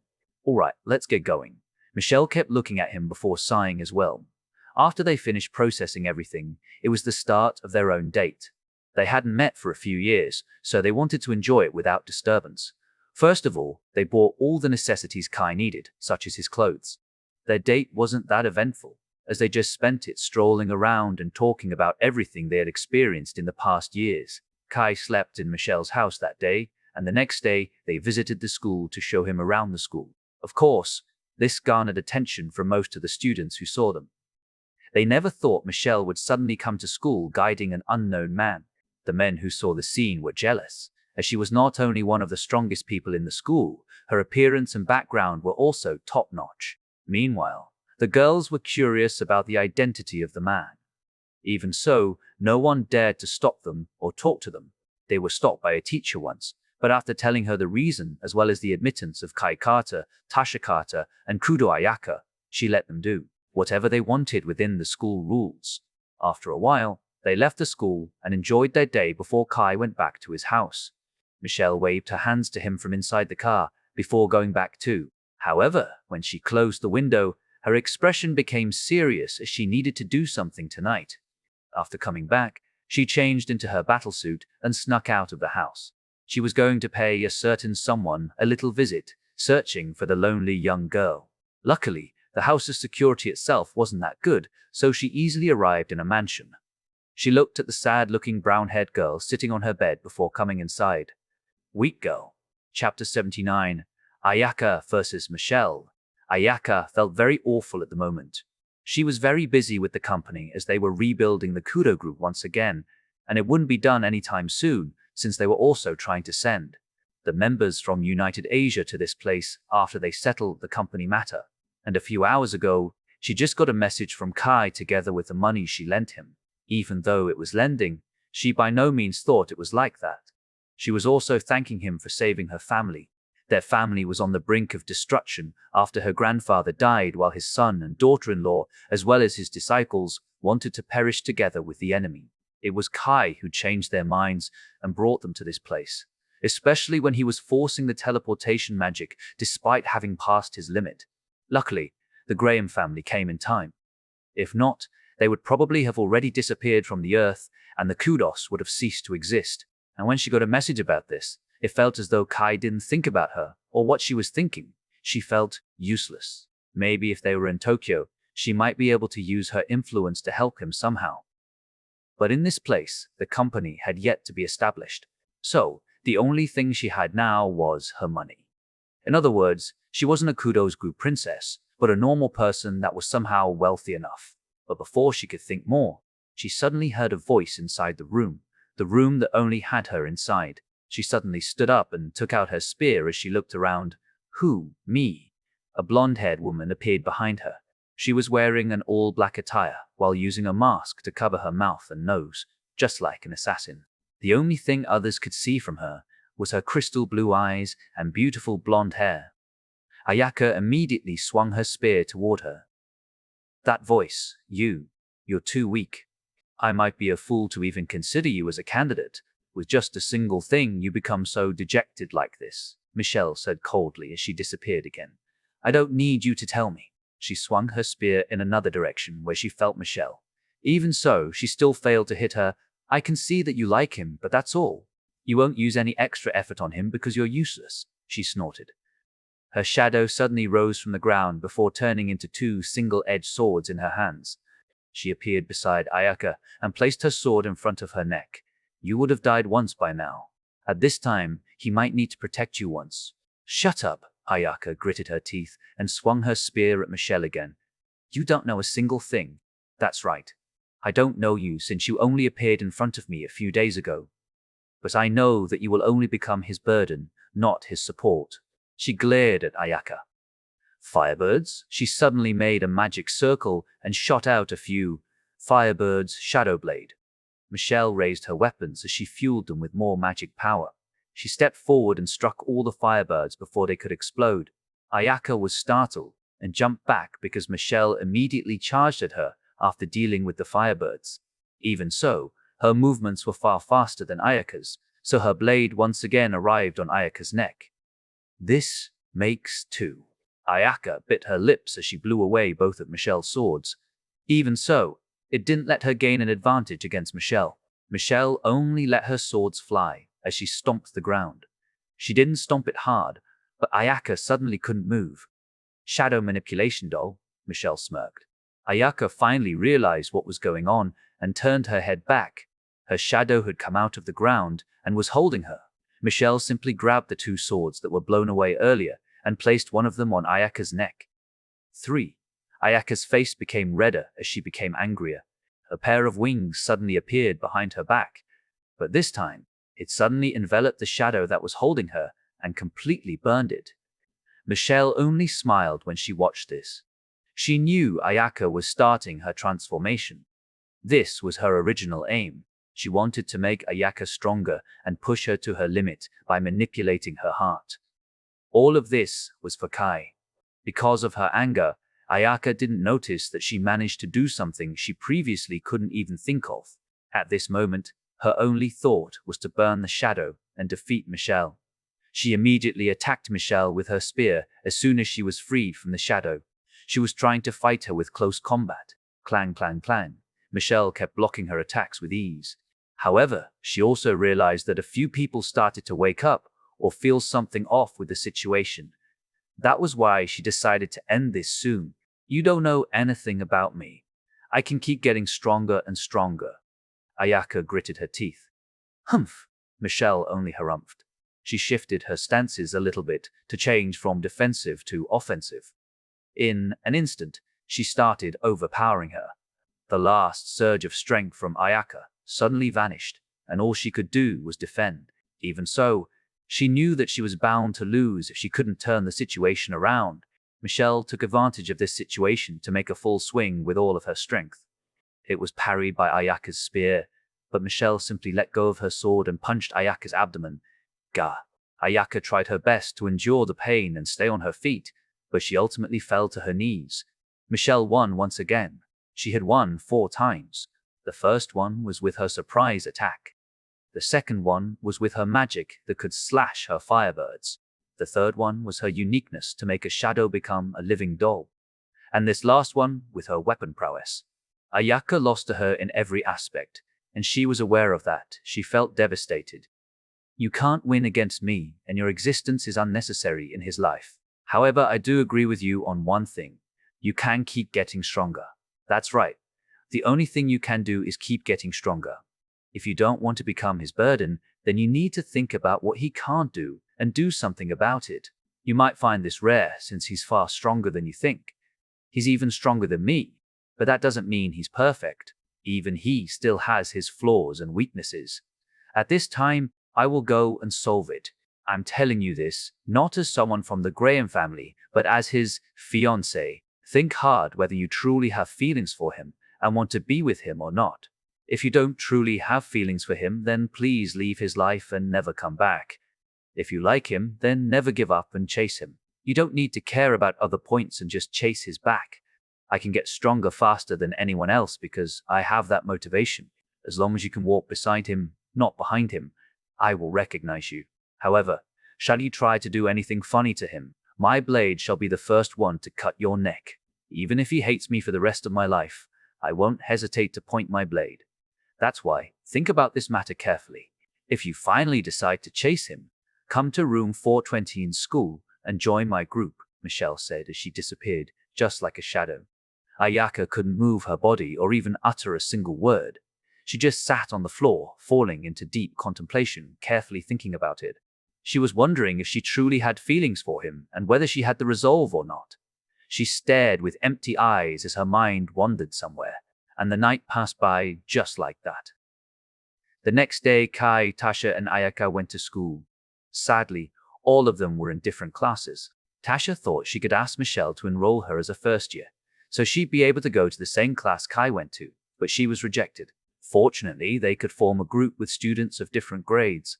If not, she might do something about it. As for Ayaka, although she was also a first-year student, she was enrolled in another class. Michelle used her status this time. She wanted some quality time with Kai in class, despite it being only studying or whatever. Meanwhile, in Michelle's class, Kai was introducing himself. Kai Carter. Nice to meet you all. There were around 40 people in this class, and almost 30 of them were girls. The teacher was, of course, Manoyuki, Michelle's exclusive teacher. They were excited to see another boy coming to their class, so they immediately raised their hands and asked, "What is your magic rank? Do you have a woman in your heart? How is your family?" The barrage of questions seemed as though it wouldn't end so quickly. But suddenly, they heard a loud sound from the back of the class. Bam! They turned their heads instantly. It turned out that the sound came from Michelle slamming her table. She used her left hand to support her chin, while her right hand was pointing at Kai. She made a smug smile as she said, "I appreciate how you guys are eager to know him, but please keep in mind that he is my fiancé when you ask him questions." The class became silent after her statement. Kai shook his head helplessly, while the teacher leaned on the wall while covering her ears. Both of them knew that she was just too happy being together with him in the class. Chapter 80. Michelle's former group. What the whole class was taken aback by the statement, not because of Kai, but Michelle.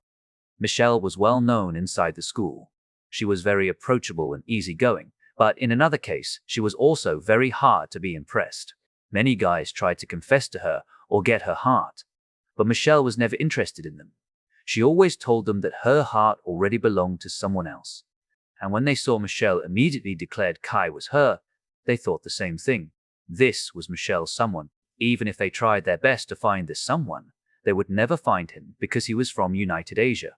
They also heard the rumor about Michelle bringing an unknown guy to the school, and they realized it was him. The girls immediately observed Kai. Kai's appearance was above average, close to handsome, and him being a foreigner added another charm to his appearance, especially when it was paired with the white school uniform. However, they did find something off from him. It was the big noise-canceling headphones that were clinging to his neck. but none of them dared to ask. They thought it was just his style. All right. If you are going to ask him something, ask it later when we are done with the class. The teacher then whispered to him. Anyway, go sit beside her. Kai nodded and walked toward Michelle before sitting beside her. Looking at how happy Michelle was, they were convinced that this was this guy. They needed to search for the information about him after the class. The teacher then started her lecture. As for the content, he had heard about it from Shirotsuka Sanae, so he was able to keep up. He did not have any problem with the language either, as he already learned English because of Michelle. His sister had learned it too. As for Ayaka, she should be alright considering her background. After a 3 hours lecture, the class had finally ended. It seemed the lecture itself was not that important, and more like a briefing instead of a lecture. After that, they were free for the week to take on a mission with their group. In case they got a mission that required more than a week, they needed to inform the teacher first. Michelle said it would not be strange to see half of the class was empty next month. The students then gathered around Kai to find out more about his relationship with Michelle, but Michelle simply dragged him out and said, "Sorry, but we have another matter to do. If you want to ask something, do it tomorrow or the day after, albeit I doubt this guy will answer you." The girls were disappointed while the guys were gritting their teeth in envy. "Anyway, we need to finish the registration of our group," she whispered to Kai. Kai nodded and followed her. "We are going toward the student council. Just relax since they are strong but not scary," she shrugged. Kai did not say anything else. He was just observing people who were shocked when they saw the flower of this school was walking beside him. The moment they arrived, she immediately opened the door and waved her hands. "I have arrived." Kai could see 4 people inside this room. The first one was a guy that was sitting near the window on the opposite side of the room. He had black hair and yellow eyes, as well as glasses. The second one was a female that had a gentle expression.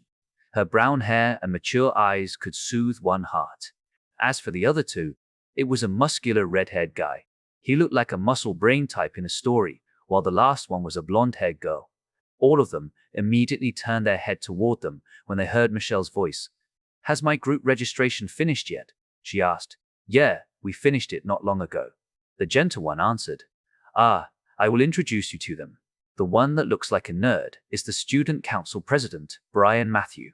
He is the one that gives us missions, whether it is a normal mission or a special mission. Anyway, I will explain it later. As for the one who answered me is the gentle mother of this school, the vice president, Mia Carr. The twin-tail girl is Lexi Chambers, our secretary, while that idiot is the treasurer, Theo Dawson." She introduced them. "I heard you are Kai Carter, Michelle's so-called fiancé.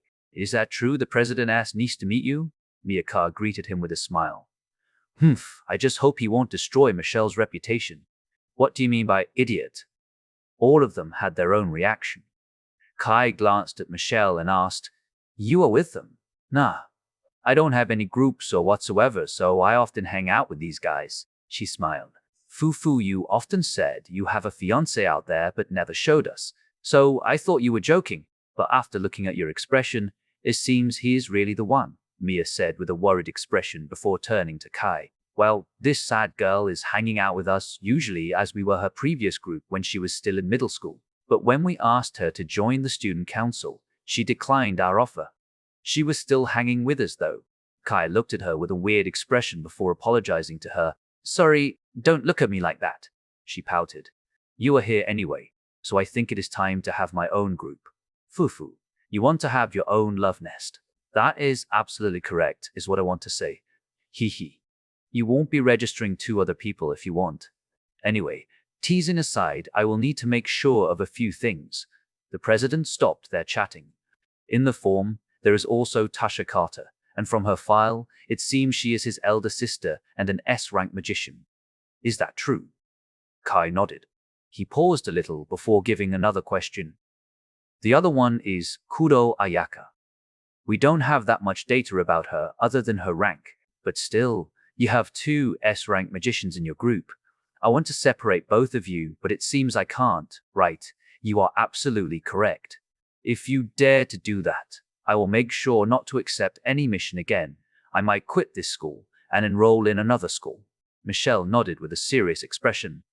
"Your word does not seem a lie. This is going to be a bit troublesome with the teacher, but I will try to cover it for you." We can say you are creating the strongest group to the teacher, so they won't forcefully disband your group, but this will result in your group to have more expectations and missions from the others. Is that all right with you? The president asked. Of course. We are up to a challenge. The reward and achievement will be bountiful anyway, but we need to adjust ourselves first, considering 3 of them are new here. She said, I can manage that. The president nodded as he tossed a key to her. This is your requested room's key. Make sure you take care of it. Sure, thank you, Prez. She smirked as she took Kai out of the room. Fufu, you are still spoiling her. Mia smirked. Indeed, she is the youngest, so all of us think she is like our little sister in the group. So, I can relay that. Theo nodded. Well, when I asked my grandfather about the name of Kai Carter, he forbade me to investigate him, Lexis said with a serious expression. The president furrowed his eyebrows and sighed. I see. It seems her man is also not ordinary. Anyway, we can only wait and see first.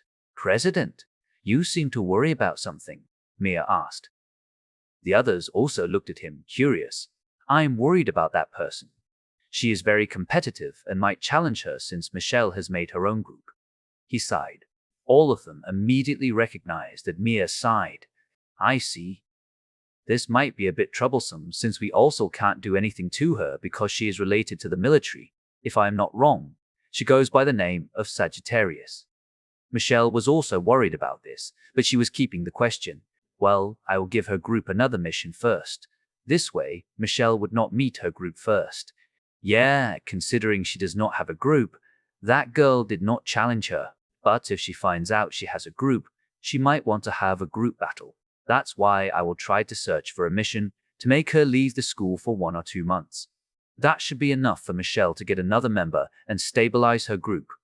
Indeed, I will help you with that. Mia nodded. I can try asking my grandfather for a mission like that, Lexis suggested. That would be good. The president nodded. How about one of us become her new member for the time being, until she finds another teammate? Theo asked. I don't think we should do that. The president shook his head. I will see what I can do with that. All right, go back to your own work now. All of them nodded. Sadly, they did not know Kai had an extraordinary hearing and he could hear this. He looked at Michelle with a complicated expression before saying a single word. Sagittarius.